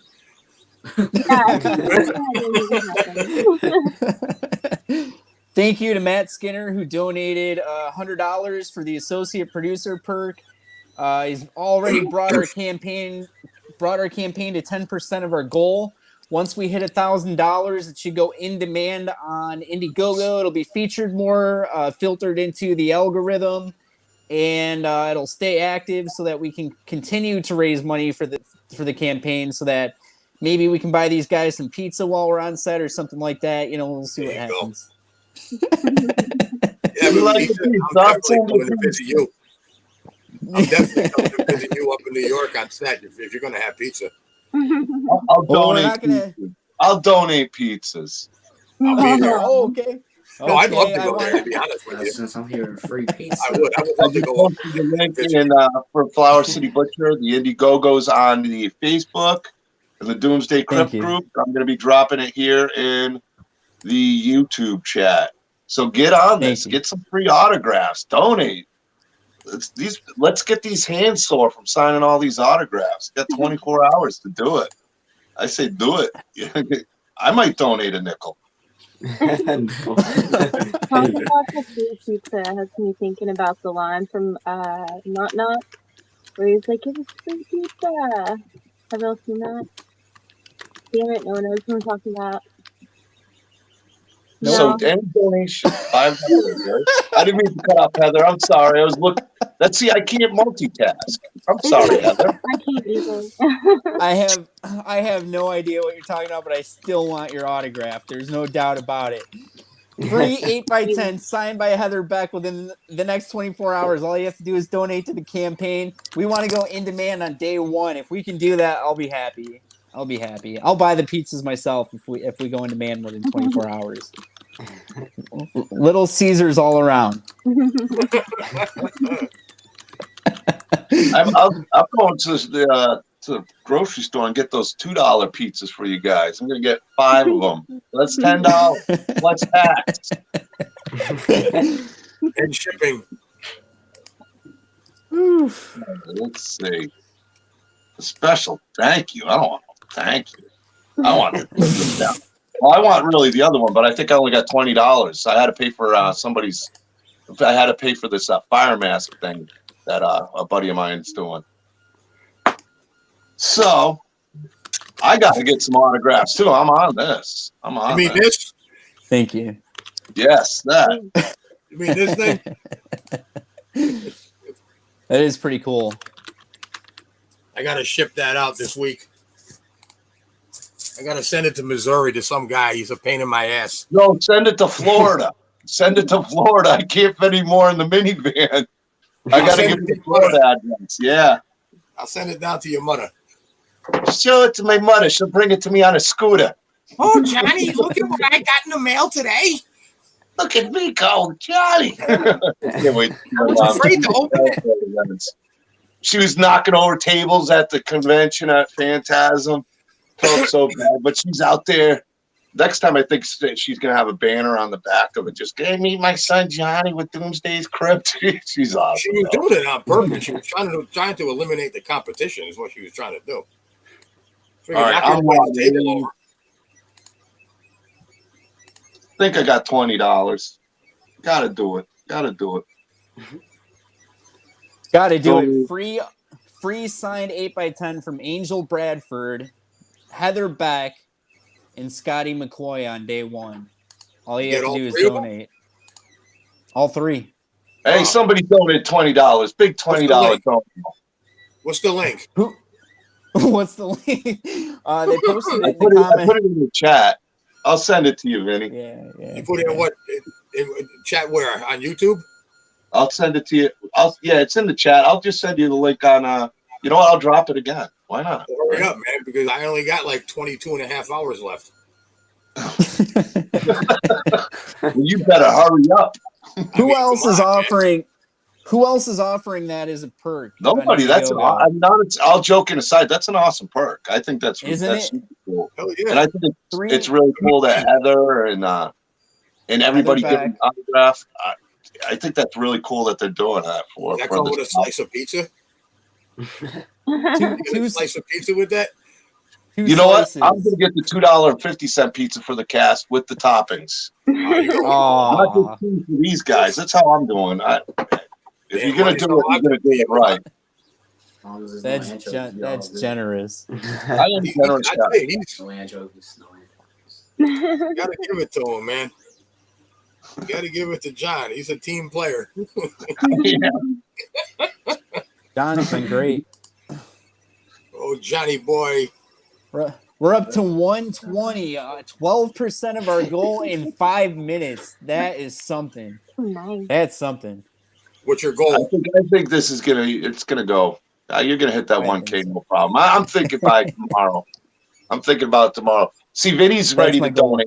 He's donating the rest of the funds for you guys. He's writing out the check now.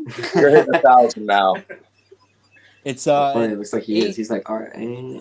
Yeah, it's 880. Hey, look! If you look at his glasses, you might be able to get his card number. Yeah. Read it backwards. No, I'm super excited for you guys. We're launching live. Send me that link, John. If we go $880 left. $880 left. If we do that within 24 hours, we'll go in demand on day one. Nobody else is doing that. Nobody else is doing it. Nobody else is offering the free autos. Nobody's doing live streams like we are. You're doing it awesome, man. You're doing it right. Nobody's watching them. We got Austin Bidikofer in this movie. You know it's going to be good. One of the hardest names to pronounce, and I'm usually good. I even got like Vinny, no problem at the first time. But Austin, I'm not even going to try to say his name because last time I was like, what do I call it? Bitcoffer? But I think I got it now. I'm not going to say it because I know I'll get it wrong. I get the bit part right. It's the rest of it I get all wrong. You call it Bitcoin, all kinds of stuff. You know, Bernard's easy, but Austin, it's like Austin Bitcoin. He's the guy who started Bitcoin, and so you want to invest in this movie because he's got Bitcoin. He's giving out free Austin Bitcoins. You know what? If he sends you an autographed picture, don't get pissed when it says Bitcoin on it. Right. Well, if you put Bitcoin on it, I probably pronounced his last name right. I don't know. But hey, this is bring a value up. Good start already. Guys, right check out. Do you guys notice that? Do you guys notice that guy sitting behind Austin back there, the sharpest man in the world, Bernard Sharp himself? Going live with me tomorrow night. We got an interview with Michelle Apollonia from the Breathless Beauties. She made here's a little spoiler for everybody. She made a Breathless Beauties doll for the Batman. You guys want to see it? Yes. Heck yeah. Nobody's seen it. You guys want to see it? It's an exclusive for Doomsday. Let me see it. Oh yeah. Check it out. Custom one of a kind, unique doll she made for the Batman the Killing Joke. Check it out. That's awesome. Awesome. There you go. That is so cool. Nice. Oh, yeah. I like that. Nice. She puts a lot of work into this, man. It takes her Is that hours porcelain? and hours. It ought to be. It's nice. Honestly, I mean, I'm not a doll kind of guy, except like these. But I mean, seriously, that's a cool looking. That's cool. That face is pretty badass right there. It's freaking me out. I'm gonna have nightmares now. You scared me. You know that's effective. I like the eyes. You better stop that. The eyes look cool. The only doll I don't like is Annabelle. Oh, we got a new producer. Time to do an Annabelle film. No, thank He you. wants everything. Be a priest. Okay. We're already up to $320 is what I'm being told. What? Already up to $320. So there it is. Boom. And Oh. this guy, by the way, is going to be a screen used prop. So we're going to have this featured in the film, and then this will be available on the Batman the Killing Joke campaign soon. Custom one-of-a-kind unique doll from Michelle Apollonia, who Bernard and I are going to interview with tomorrow. That interview will go live in a couple weeks from now. We're making moves, man. Making moves, and we're making movies. Can't wait for tomorrow, man. Look at this guy. 2 campaigns in a short time. He's ready to rock it out, man. Killing it, too. You're going to be busy man. Busy man. Killing it. In my cast selection, I never pat myself on the back. I never tell anybody I'm good at this or that. I never do that. Except for now, I'm going to say I picked an amazing cast for both films because I got Angel Bradford. Hey. The fallen. I call her the. I'm saying it's the fallen one. The fallen one, Angel Bradford, who is going to star in the Flower City Butcher with, boom, Austin Bidikofer, the sharpest man in the world back there, Bernard Sharp, and of course Heather Beck. Whew. Well, Bernard's got to sit all the way back there because he just pops with that hat and everything. The sharp man. He's shining. This is my signature hat. If you see a lot of the pictures, I like mostly it. have a beanie on. I just find one that kind of covers my oval head. I just got a weird strict head. It's just crazy, you know. I'd try to sport a hat like that, and it'd probably just look terrible on me. But this guy, when you can wear a hat, you know you're cool, man. When you can wear a hat like that and just make it look good, that's how it rolls. This. In all seriousness, I'm a boss. That's how I feel. I feel like you're the best. So we're currently we launched this campaign 10 minutes ago. I think we're at 32% of our goal. All we have to do is get to 100% by tomorrow, and we go in demand. So what are we at? 680, I think we need. I'm not good at math. Who's good at math? Austin is. Better than me. Let me drop the link again. I'm gonna let you guys. I gotta run upstairs. We got another. Yeah. What do we got here? Oh, we got Angel. Angel Bradford. Whoa! Whoa! Hey. Angel Bradford herself. Angel, I know you have your phone like this. If you can, because you're so awesome, right? Check it out, because we want to give people a sneak peek, right? If you can just take your phone, and if you can just do that with it, but you have to.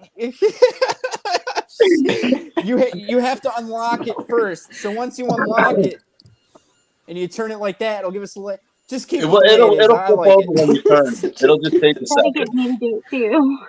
I'm getting vertigo. So I've been. Did she freeze up a little bit? Oh, there she is. Oh, she's flipping. There it is. There it is. That's boss stuff right there. and then John left on us. Angel, I'm here. I want to drop the link. I'm gonna go and drop the link in Facebook and YouTube. I gotta run upstairs real quick, but I'm gonna be listening and dropping the link. Guys, support the Flower City Butcher.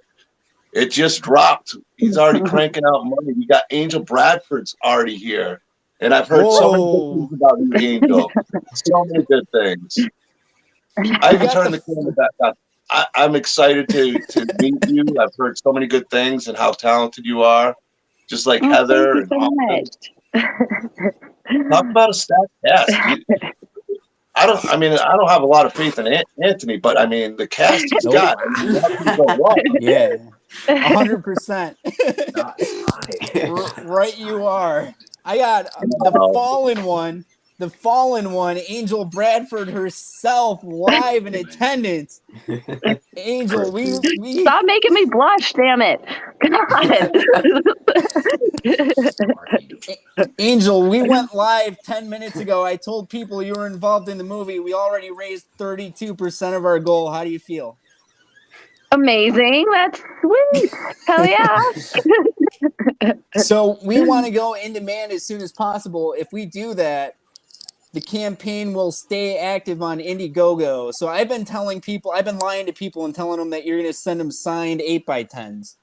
I guess that's a good lie to tell. No, I'll definitely send some 8x10s for sure. You will? That's a lie telling you after, right? Huh? I had to take the headphones out, so I'm not sure what you said there. I done forgot what I said. I'm exhausted. I'm sorry. I've been at work for like 10 hours.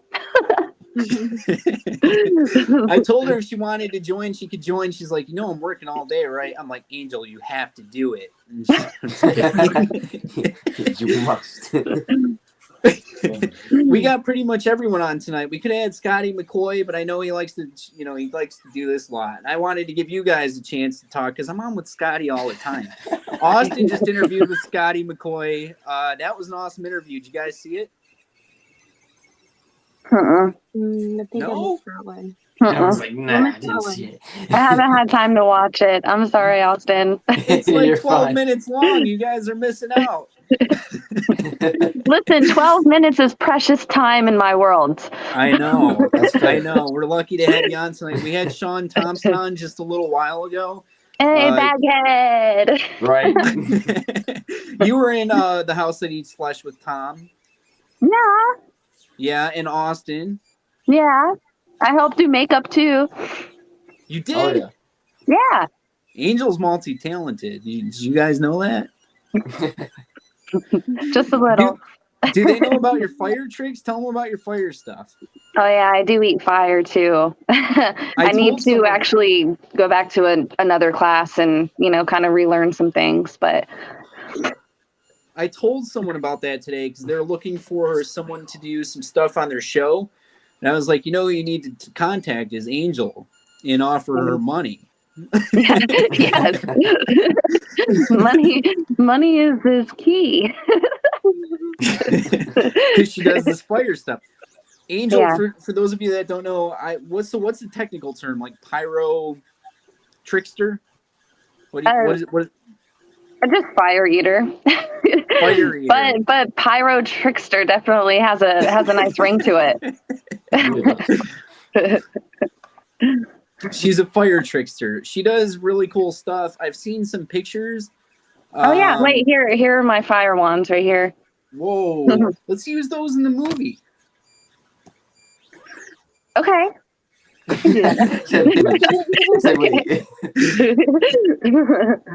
Cool. Let's set some people on fire. I mean, they don't mind. Yeah, we only need them for something. We only need them for a certain amount of scenes. Once they die, we don't need them after that. So Angel's offering signed 8x10s. Anyone that donates within the next 24 hours, the fallen one, Angel Bradford, will send you free 8x10s autographed. They're not copied. She's actually signing these. She'll send those to you for free. Just send her proof of purchase. She'll send them to you.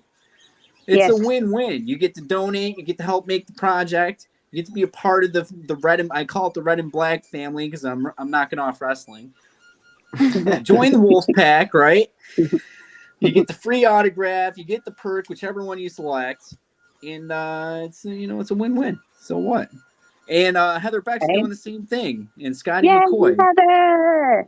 You donate whatever you want to donate. You get free 8x10s from Angel Bradford, Heather Beck, Scotty McCoy. No other campaign's doing that. Let's make their wrists tired. That's what I'm saying. Make them tired signing autographs. Let's 24 hours to really donate. I want I'm trying to sprain some wrists. I'm trying to sprain some wrists. It's early. She's willing to. That's acting. She's going all out. So is Heather. All these people are going all out to get arthritis just to sign all these autographs for you guys. So make sure you donate. All the links are sitting there for you guys to follow. Even if you can't donate at the time, share it out. Make sure you check out the campaign on Indiegogo. You can see some of the perks. Even if you only have a few bucks, donate a few bucks and support this project. I think it's going to be really cool. It's got a stellar cast. I've heard so many good things about everybody in this film. Everybody that Anthony has between the Flower City Butcher and Batman the Killing Joke. I mean, I got to give you an A+ on casting so far because you've got everybody that I've heard in the indie community, like the top people I've heard in your films. And that says a lot right there. So it's going to be good, man. It's going to be good. 2 campaigns and you're killing it, man. And these are your first 2 campaigns too. My own. Yeah. I've helped with other people's, but yeah, I got Austin Bidikofer. Look at him. He's, look at him. Just look at him. Just look. I got the sharpest man in the world sitting right behind him. And we got the ultra talented Heather Beck that the world's about. Whoa, little Joker. Little Joker, no, just like, let's see so excited his phone. Little Joker's throwing bombs at me. The world's about to find out about Heather Beck. They don't know how talented she is, but they're about to find out. And then we got the fallen one herself, Angel Bradford, who, of course, is a stud. We had Big Sean Thompson on here. That's a muscle. Sean Thompson, look out, buddy. And then we have Troy Elke doing voiceover work. Are you guys familiar with Troy? Sounds very familiar. Angel knows Troy. I haven't met him personally, but I am familiar. Didn't he do voice work for The House That Eats Flesh too, Austin? I think so, yeah. Yeah. I'm excited for that. I got pumped up for The House That Eats Flesh. I can't wait to see that one. I really can't. I'm so excited to see it. Right? I must have something for it because I took half their cast. Yeah. That's true. I'm like, oh yeah, look at that. We got Angel, we got Austin. Who else can I get? Sean. Oh, all right, let's get Sean. Well, let me borrow the bag for a couple scenes. Yeah. Well, how far are you on in casting? For anybody who might be in the indie community that's an actor or an actress, are you still casting for these movies? And maybe some of the roles you might be looking for, a little description of the type of character or somebody who might fit what you're looking for, or do you already have that in mind in full? In all seriousness, I'm still looking for the perfect Batman. You know how many people I've had audition for Batman and they're amazing, and I'm like, I don't know. I just want the Batman that I want, and when I get that, I'll be happy. Heather! What'd you say? Get Heather? Yeah, she said I'll be Batman. It's like, Heather. Well, she didn't audition. Heather, if you want to be Batman, you just audition.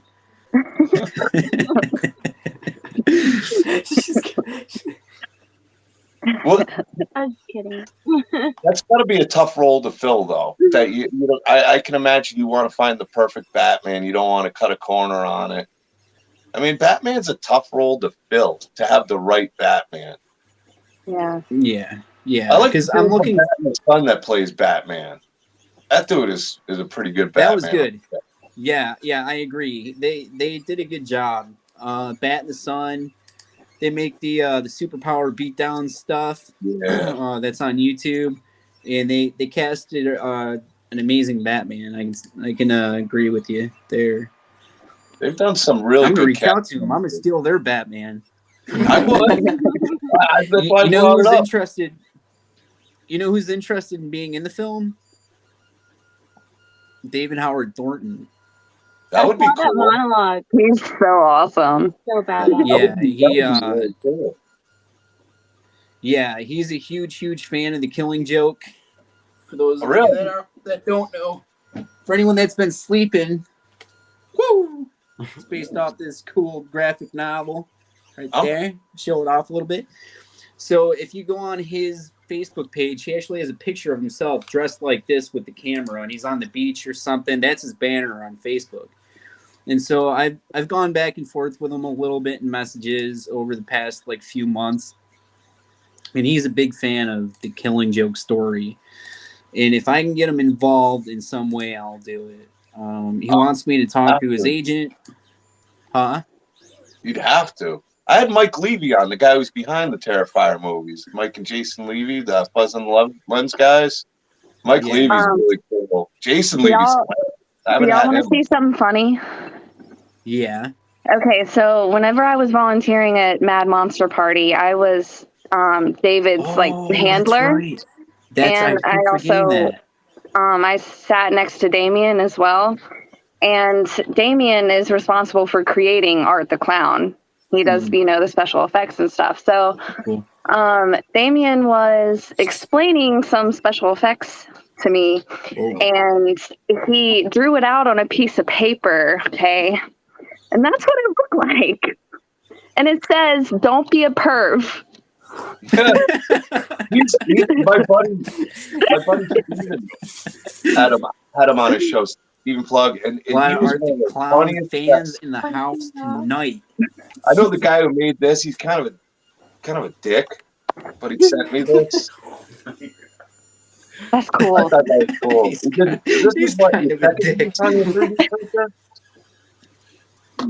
And actually, I'm using my Art the Clown to kind of hold this up. I got that 1/6 scale. Nice. Just cool. throw this out there again. Mike Ross, Haunt Gravedigger is in the comments right now. I'm live with him tomorrow night. We'll be talking with Steve Merlo about the Sawyer Massacre, the unofficial prequel to the original Texas Chainsaw Massacre movie. They, of course, just finished filming in Texas. And I appreciate Mike Ross and Steve Merlo very much. I actually auditioned for the Sawyer Massacre. I didn't get the role, but it's okay. Got caught. Didn't make the cut. Bradley Michael Bell got I got to tell you, that's a great intro that you had, man. I was cracking up on the song and everything. I'm looking forward to that one. Because I had Steven and Scotty on, Scotty Parkin, who's Leatherface, on the other day. And that was a fun stream. Scotty's it was interesting meeting Scotty, because he's anything, like I was told, anything but Leatherface, except when he's a Leatherface. nice guy, right? He's a beast. Oh, he's really cool. We talked even after the stream, and he's like, he wants to come on again. I'd love to have him come on again. Me and him were talking He's about. a nice guy. Yeah, we got so off course because he's a sci-fi guy. We started talking about things. My head was going like this because we were talking about, wormholes and just all different kind of mind-blowing stuff, fire in the sky type movies, that was a really fun conversation. So I definitely got to have Scotty back on again. And Steve Merlo, I've been on his show when I was at Phantasm last year, and I've been on it a couple times. He's such a good dude, man. I think he's one of the most talented guys out there right now too. Probably an indie. Him, Anthony Caimano. I can't wait to see what you do with films. I'm excited for everything that's going on in the indie community. Everybody's stepping it up. I think the community's there's always things that go on in a community, but I think there's such a tight-knit group all in all that I think it's pretty amazing what can come together and the potential of the future of indie. There's so much good to come. I really, really, truly believe that. And there's so much talent involved. I've taken a lot of crap behind the scenes, but also at the same time filtered a lot of the crap behind the scenes. And I'm grateful and lucky to be in the position that I'm in right now. And I appreciate the other people that are here in the chat with me. Angel Bradford, who, if you don't know about her, then you should. She is incredibly talented. Heather Beck is kind of just starting out the independent film stuff, but you guys are going to want her. And you're like, when people see Heather Beck involved with this film and with the Third Channel, they're going to start contacting her to be in their films. And hopefully she remembers me when she's rich and famous and all that. And then Austin Biddico from Bernard Sharp have been in like 300 movies already. They've been in a million films, right? Like all kinds of original films. But they've been in every fan film ever. Like A Nightmare on Elm Street, Halloween, Star Wars, Mortal Kombat. And Sean Thompson's talented. I just kind of lucked out at the right time, got involved with the right people, found some people that were not all that amazing, and just distanced from them. And I think I've done a pretty good job of just building my own group of people, my own community, and just trying to help support people as much as possible. I helped Austin and Bernard get some interviews. I think I helped Heather get some interviews. I want to get Angel involved more, but she's just, everybody wants to have Angel on their show right now. So it's tough to get her. It's tough to get her on sometimes. Well, she has trouble finding 12 minutes. I feel very blessed. I feel very blessed that she took the time to come out here and sit with all of us. Absolutely. I'm so happy to be on here with you guys. all of them have lives. I've heard so many good things, not just from Anthony, but other people in the community, that Angel's incredibly talented. And I saw a poster tonight. I saw a poster tonight where it said "Love Hurts" at the top of it, right? and then underneath that it said Angel Bradford, and I was like, "You motherfucker!" I almost sent a message. I was like, you ripped me off." I didn't say anything for Angel's sake. But seriously, everybody wants Angel involved with their projects. Well, if Angel was really happy to be here, she'd eat some fire now. I heard that while I was running and posting the link. So if you really were happy, you'd swallow some fire. How does that taste anyway? Delicious or hot? Spicy? Hot, yeah. Yeah, these are my sticks right here. Oh, maybe she was planning on eating some fire tonight. Look at that. No. We hit the goal tonight. She'll eat some fire. Not right now. I'm too tired, but maybe one day. We're lucky to have her on. I mean, I know she's had a long day behind the scenes. She told me she had a lot going on today. So just I'm really happy that she's here because I've never been live with Angel before. I've never been live with any of these people before, and now that I am, it's just feels like it's all coming together. It feels like, you know, we're one big group now, and hopefully they all like each other because they're going to be stuck together for a few days. It's great because Austin and Bernard are just so stoic back there, just like observing everything. I feel like we need to let them. I'm putting them up here. We're gonna put them on the spot. We're putting them on the spot. Yeah, do it. Whoa! No, wait a minute. We're putting them on the spot. I feel like they haven't had their time to shine. We're gonna get them there. I had to get a closer look at that hat. I think I need to start putting Sharpest designs on man in the that. world sitting back there. Bernard Sharp. And that's definitely a dude room in the attic that's been transformed. Am I right? I can see the roof like that. Austin's a pro. I'm telling you, Austin's pro. That's funny. I'm looking forward to it. You guys do comedy. You guys look like you guys could kind of do some sort of comedy together or more. I do comedy. Me? This guy's pretty funny. I don't know. Situational. Situational. I do. He's just something called holding back. situational That's why he's comedy. standing back. He doesn't want to get too close to really crack us up. He's like, I'm going to stand back here. I got a feeling he'd just have us in tears if he started going. But what are we looking forward to other than the Flower City Butcher? I know you kind of mentioned. What do you guys got coming up for yourselves? We've got a few things here and there. I know one thing that I'm really excited for is I'm working on Live, Laugh, Die. That'll be this guy will be there.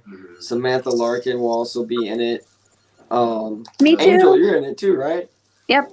Yep. We have another friend called Portrayal. He's also going to be in it. Yeah. We got a lot Also of- Nowhere Fast. You're also in Nowhere Fast with me too. Correct. Thanks to you. Yeah. So busy, he can't remember all his roles he's in. Oh yeah. It's like, wait, how many do we have now? I think probably maybe another episode of Around the Campfire. That's Yeah, really we'll be cool. doing another episode of Around the Campfire. So that'll be pretty cool. I recently did a short film with James Cox. I was crew for his The Bridge film. He's an amazing guy. And then he really is. And then I acted in his film Bait. I'll probably be doing another short film with him soon. So that's pretty cool as well. Awesome, man. Heck yeah. What about you, Bernard? You guys are like a team. You come together as a package, it sounds like. So Bernard's like the quiet one there. But I bet you I'm behind just a bit him, tired, get him so- going, he's funny as hell, isn't he? I can see him. He's like holding back. I want to hear from you, Bernard. What's up? I know. I'm in Love, Live, Die with Austin. I'm also in, like I did at the Around the Campfire as the British Scout, and I think I'll probably be in another episode of that anthology type thing.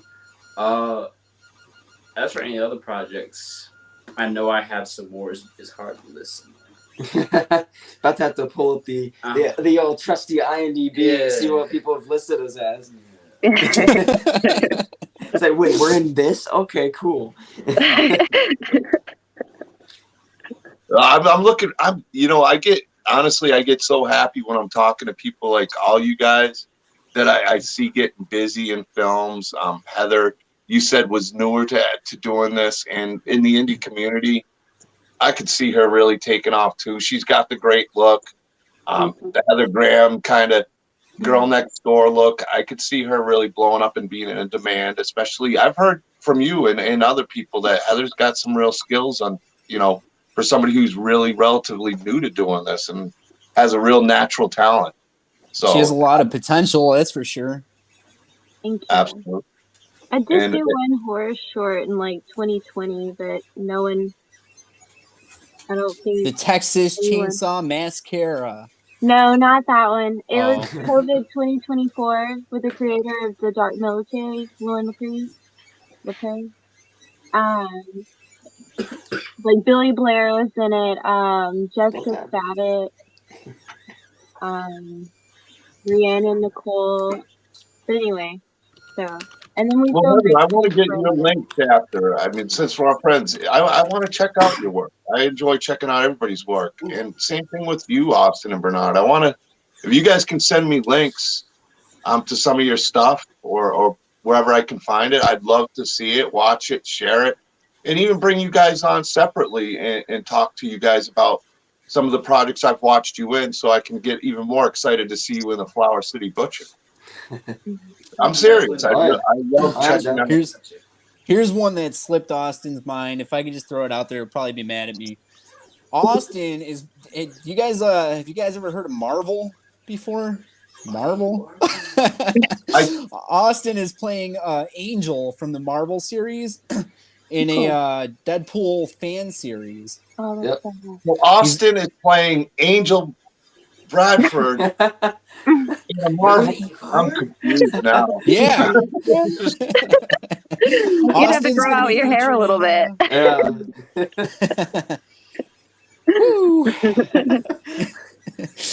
But on that note, Austin? I actually have to go, you guys. I need to get some sleep. Night. Sleep well. Well, thank you, Thank you. Angel. Yeah, thank you for having me on. Well, Angel Bradford will be featured in the Flower City Butcher. Yeah, Angel Bradford's going to star in the Flower City Butcher. She's offering free signed 8x10s to anybody that donates within the next 24 hours. After that, her autos are going up to $1 million. So you better jump on the offer now. $1 million. The fallen one, Angel Bradford. Thank you for joining us tonight. You're welcome. Until next Have time, a good y'all. night. Bye. Yeah. I'm going to post that link again. Mess it up, man. All right, she's gone. Let's talk about her. All right, yeah. You know when somebody bounces out of here, we're going to bring the smack talk. Right. That's why I'm staying. Yeah, well, we saw you. We didn't see it. We saw you leave the room. We talked some serious shit. I heard you. I had two it on my screens on. Oh, dang. So, again, the Flower City Butcher campaign is live on Indiegogo. We are at 32% of our goal. It's only been live for 5 or 6 minutes now. And we're going to make this and go in demand. We're trying to shoot this at the end of June. It depends on everyone else's schedule.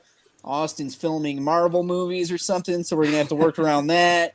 The sharpest man in the world back there will be with me tomorrow night. We're going to interview with Michelle Apollonia. That's a pre-recorded interview, so you guys won't get to hear it for a couple weeks, but when you do, it's going to be amazing. Heather Beck, of course. My good friend Michelle won't let me talk about this in other feeds, but Heather will be starring in the third channel. It's an unofficial sequel to Halloween 3. Heather's going to be amazing in it, and I keep promoting it because of her. So there it is. Happy for everybody. The Batman the Killing Joke campaign is live on Indiegogo right now. We're at 83% of our goal. If it goes in demand, we'll be able to continue to raise funds for it. Once that happens, maybe we'll get Art the Clown in the movie. I don't know. We'll see what happens. You know what I'm saying? Yeah, but that'd be you get David Howard Thornton. I'm going to donate an additional $3. Additional? Oh wow! Additional $3 on top of the pizza. I'm a fan.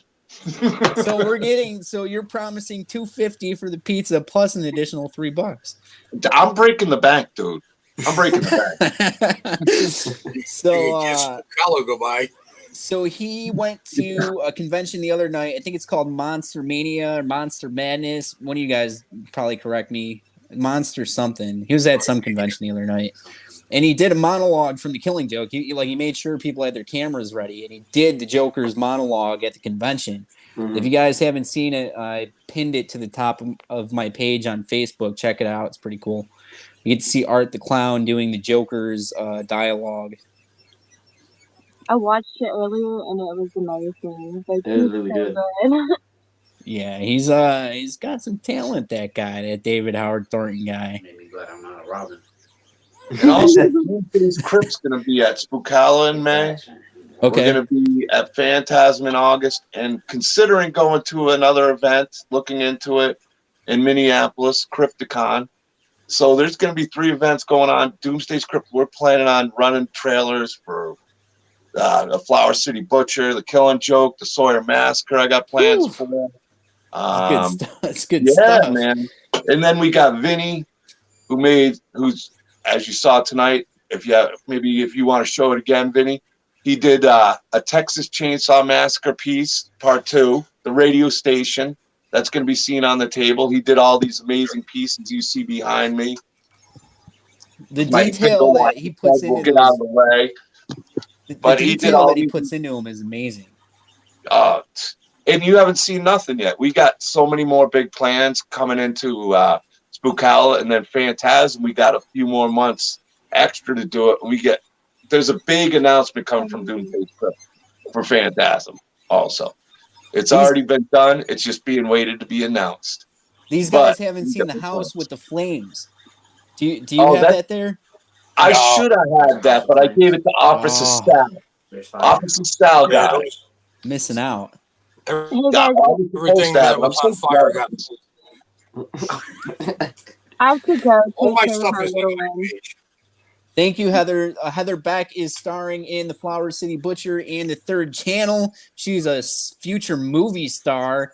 Joined us tonight. Thank you so much. She's offering free signed 8x10s for anyone that donates to the Flower City Butcher within the next 24 hours. After that, they're going to cost $1 million.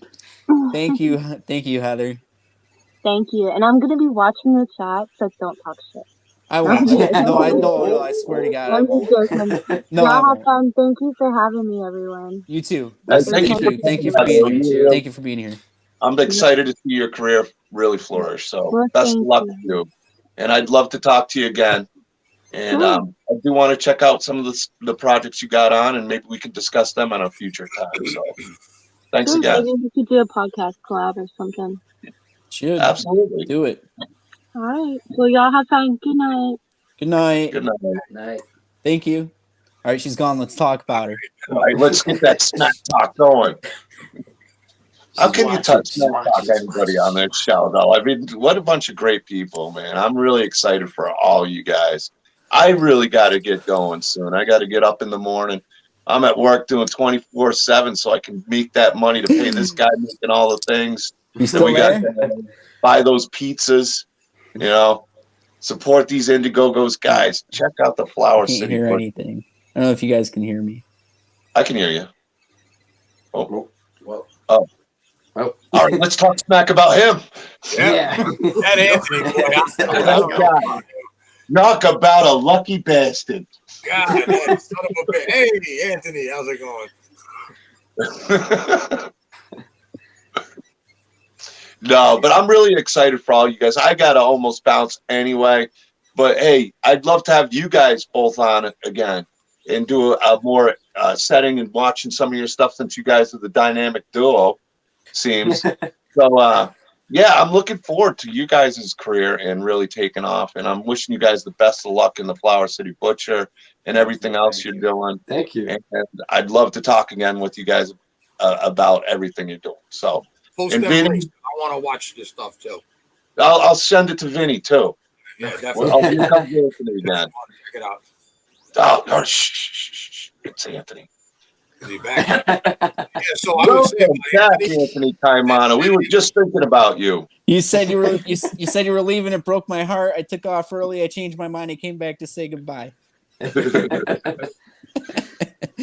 You just was seeing how much we'd miss him when he was gone. We missed you.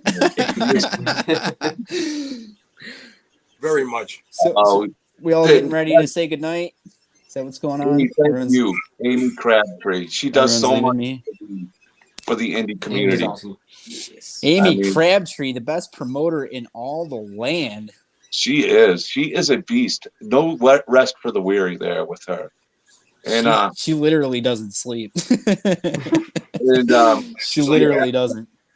She is something. She's the best out there as far as promoter goes. If she's on your team, you got yourself.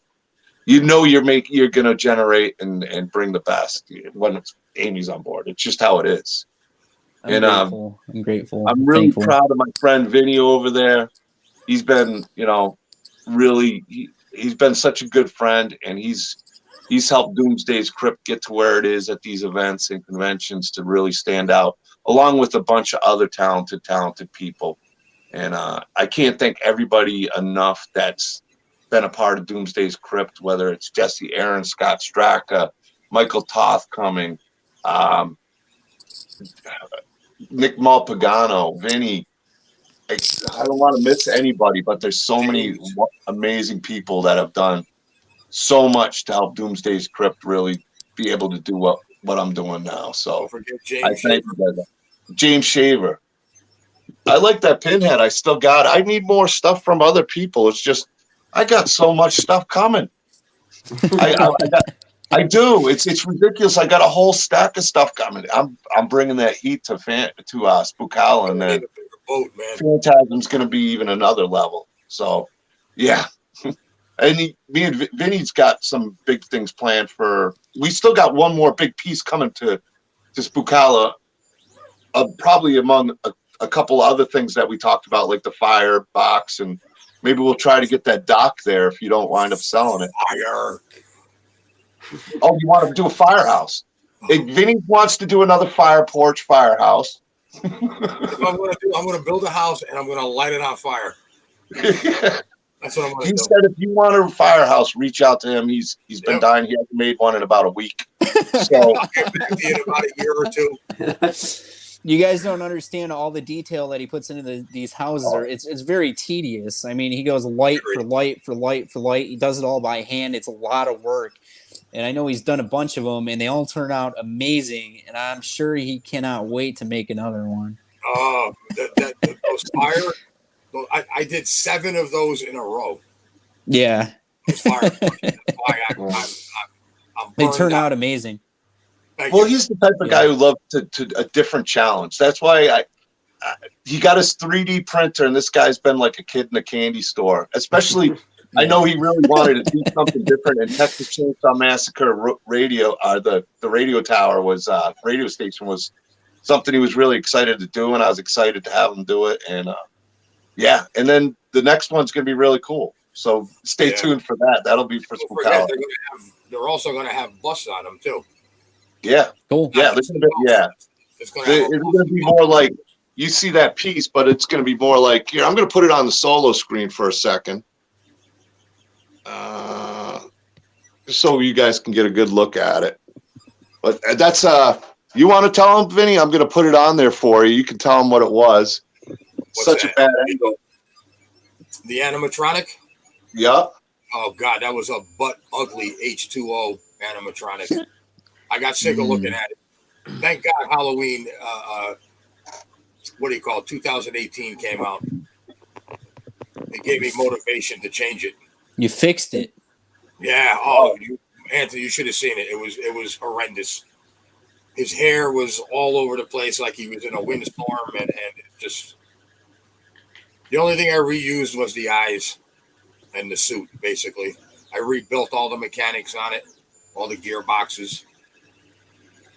Show the hand, John. Oh, yeah. I don't want to knock over the lamp. Oh, all right. No, I got it. Don't worry about the lamp. I'll make you another one. Oh, well, that one's got all the autographs on it, dude. Yeah, but I'll use the same lampshade. Yeah. That's all signed by Half the Cast. It's such a cool light. I got to make more of those.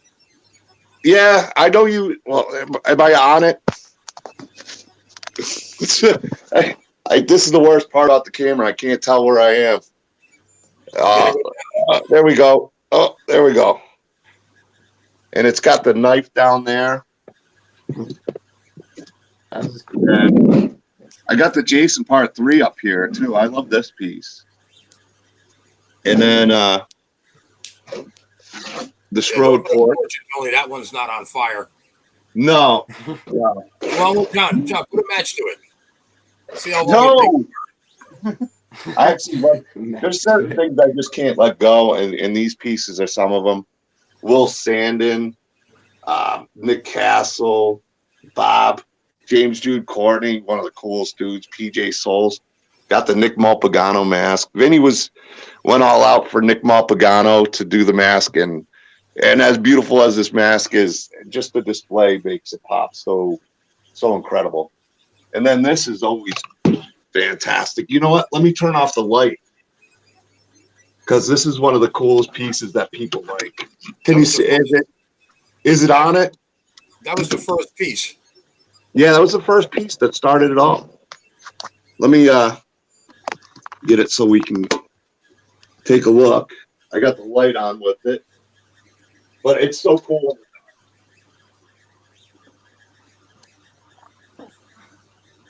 And all these light up. Actually, I just do it with the darkness here. Ugh. Problem? Can you see it, or is it just? It's not lit. It is lit. You sure? Oh no, it's not. I was going to say, man, that light's brighter than that.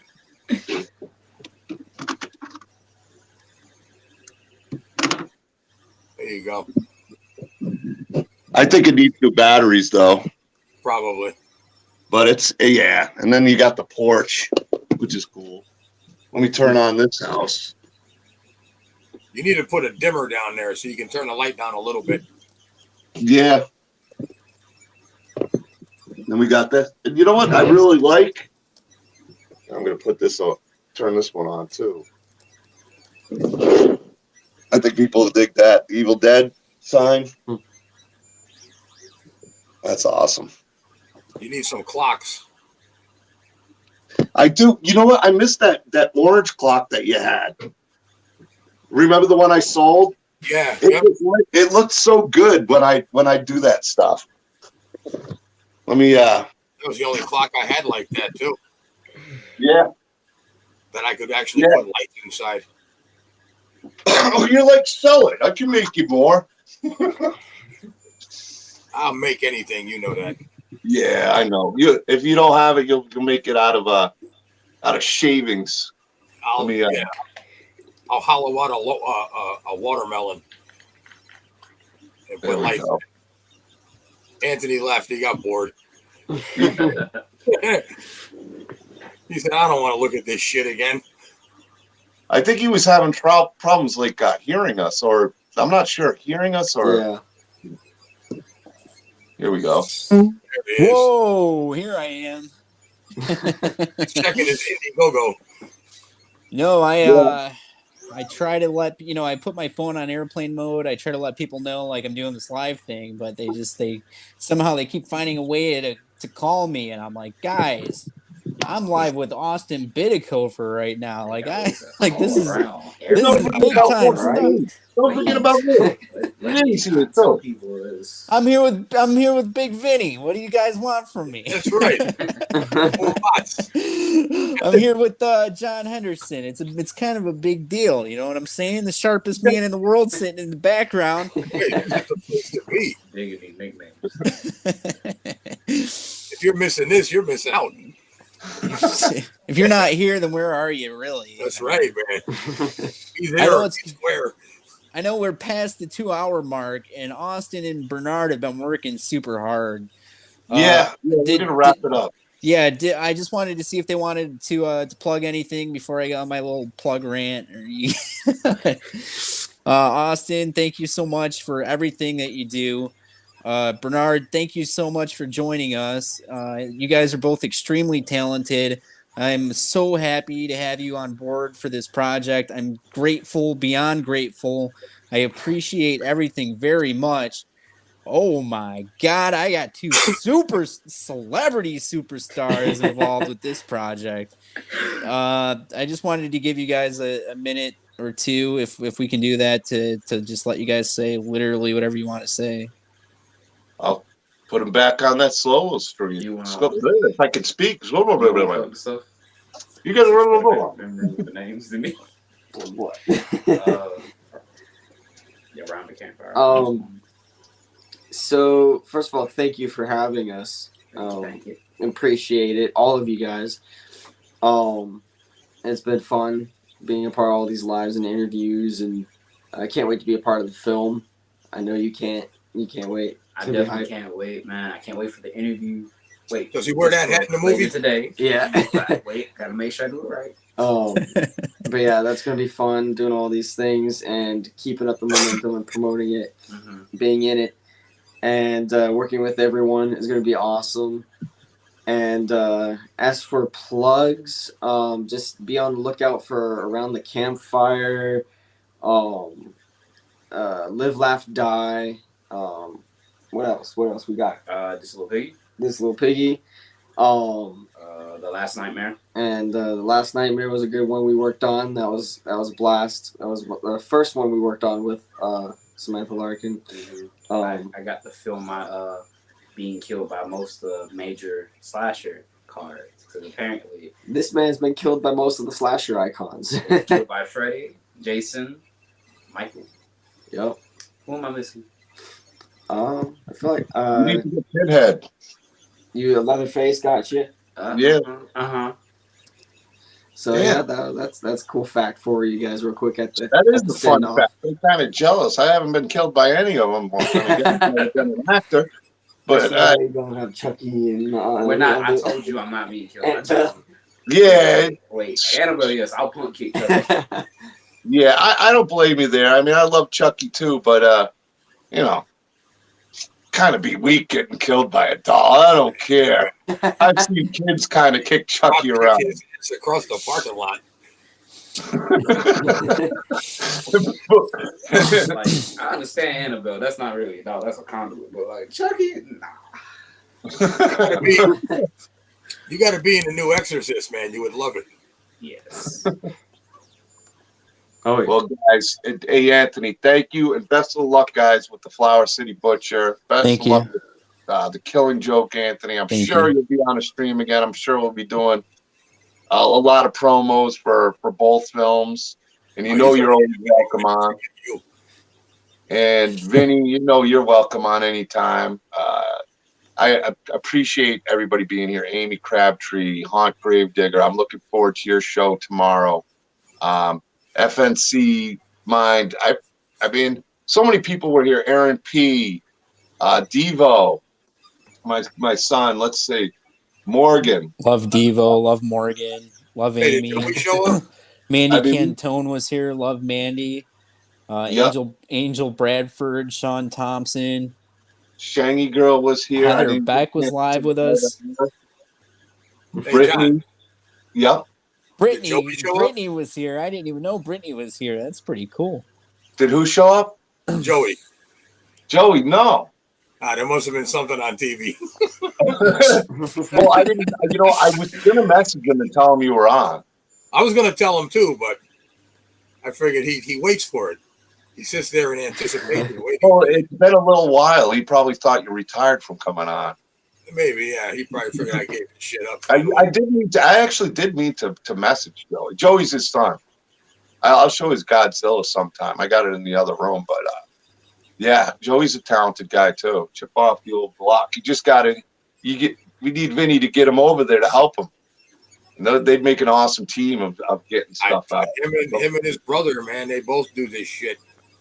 Matt Skinner was another one here tonight. Matt Skinner, thank you to Matt Skinner and his son Charlie, who signed up for a producer perk. I appreciate them very much. They help promote both campaigns, and they've been big supporters. So I appreciate them very much. Mike Ross has been in the chat. He donated.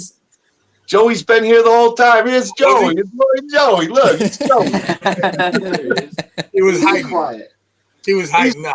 Thank you, Joey. You remember those old memes I used to give you? He's hiding. You know what it was? Waiting for us to talk about him.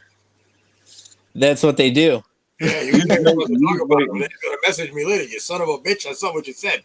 And then Crystal Cabin 6. He's going to be at both of. I know he's going to be at Spookala, and he should be at Phantasm. One of the best hawk makers out there. I'm sure Vinny would agree. Yeah, he Mike's does good, some man. amazing things. And he's only been doing it a short time, which is even more impressive. Good. Daniel Cruz was another one I wanted to mention that's going to be on the table. I got him. Yeah, what's that? Oh, he does. I love the different styles he does. He does some really wild ones.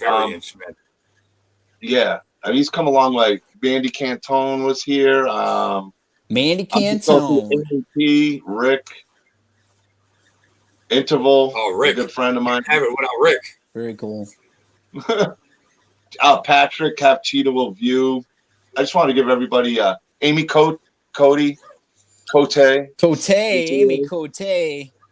This guy's a jerk off right here, Vinny Boombots. I can't stand that. Boombots. And I know Vinny wants to do the same. We're real proud of our buddy Sal, who just went through 2 big surgeries. I was just talking to him before. Yeah. I didn't see him tonight, but he's that dude just doesn't stay down. Gets out of surgery, he's already posting memes. I mean, he's a warrior. But yeah, I'm glad he pulled through these 2 surgeries. He's on the road to recovery, beating cancer. We're rooting. He's ready to knock it out. He's finishing that up. He did, man. He's got it on the ropes. He's bobbing and weaving. Knock you down. Yeah, he's gonna take it out. But thank you guys, everybody who's been here.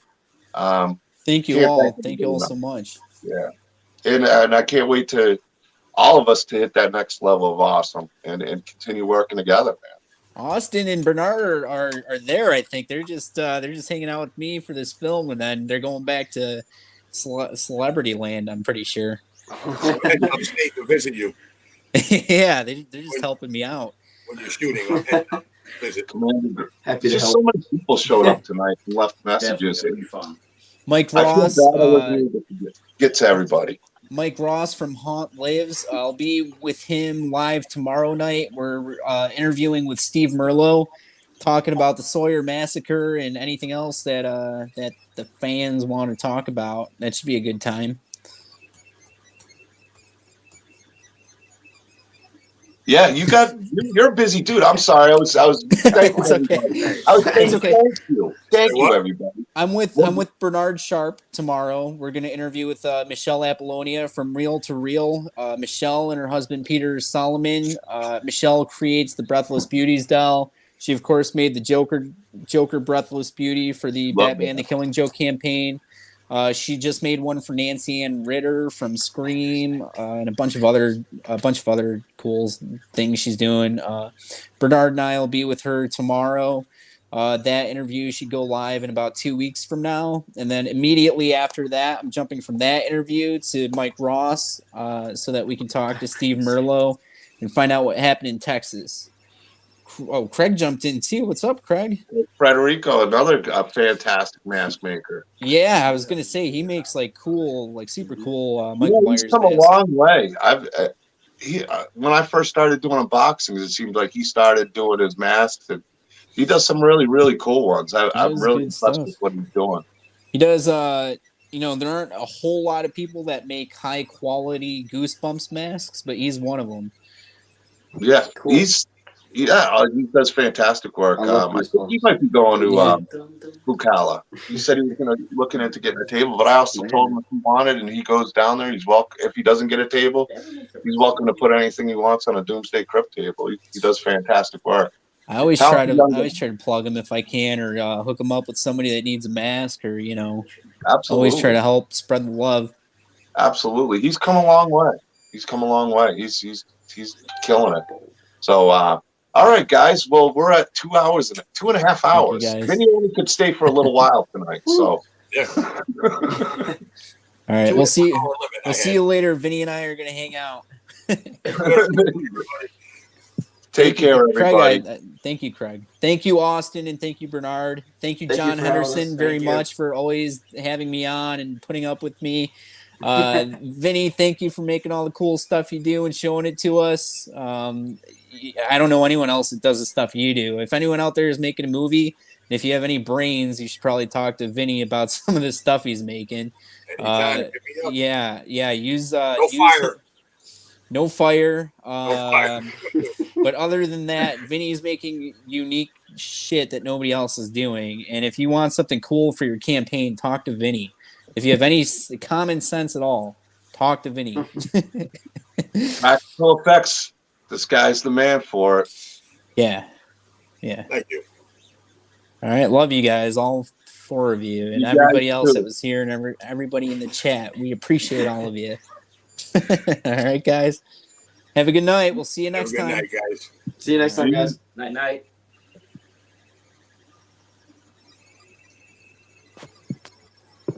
right, he's gone. Let's talk about him. That was cool though, man. See, yeah, I think there's a real good opportunity for you getting on these with these people seeing your work. You know, that was the plan always, and now it's happening, man. I told him. It's funny. I wanted to say something about the third channel. I was then I feel petty because even then it was. I put her in enough times not wanting to say shit about Booger. Yeah, well, I was gonna say I was. What? Oh shit! I think we're still live.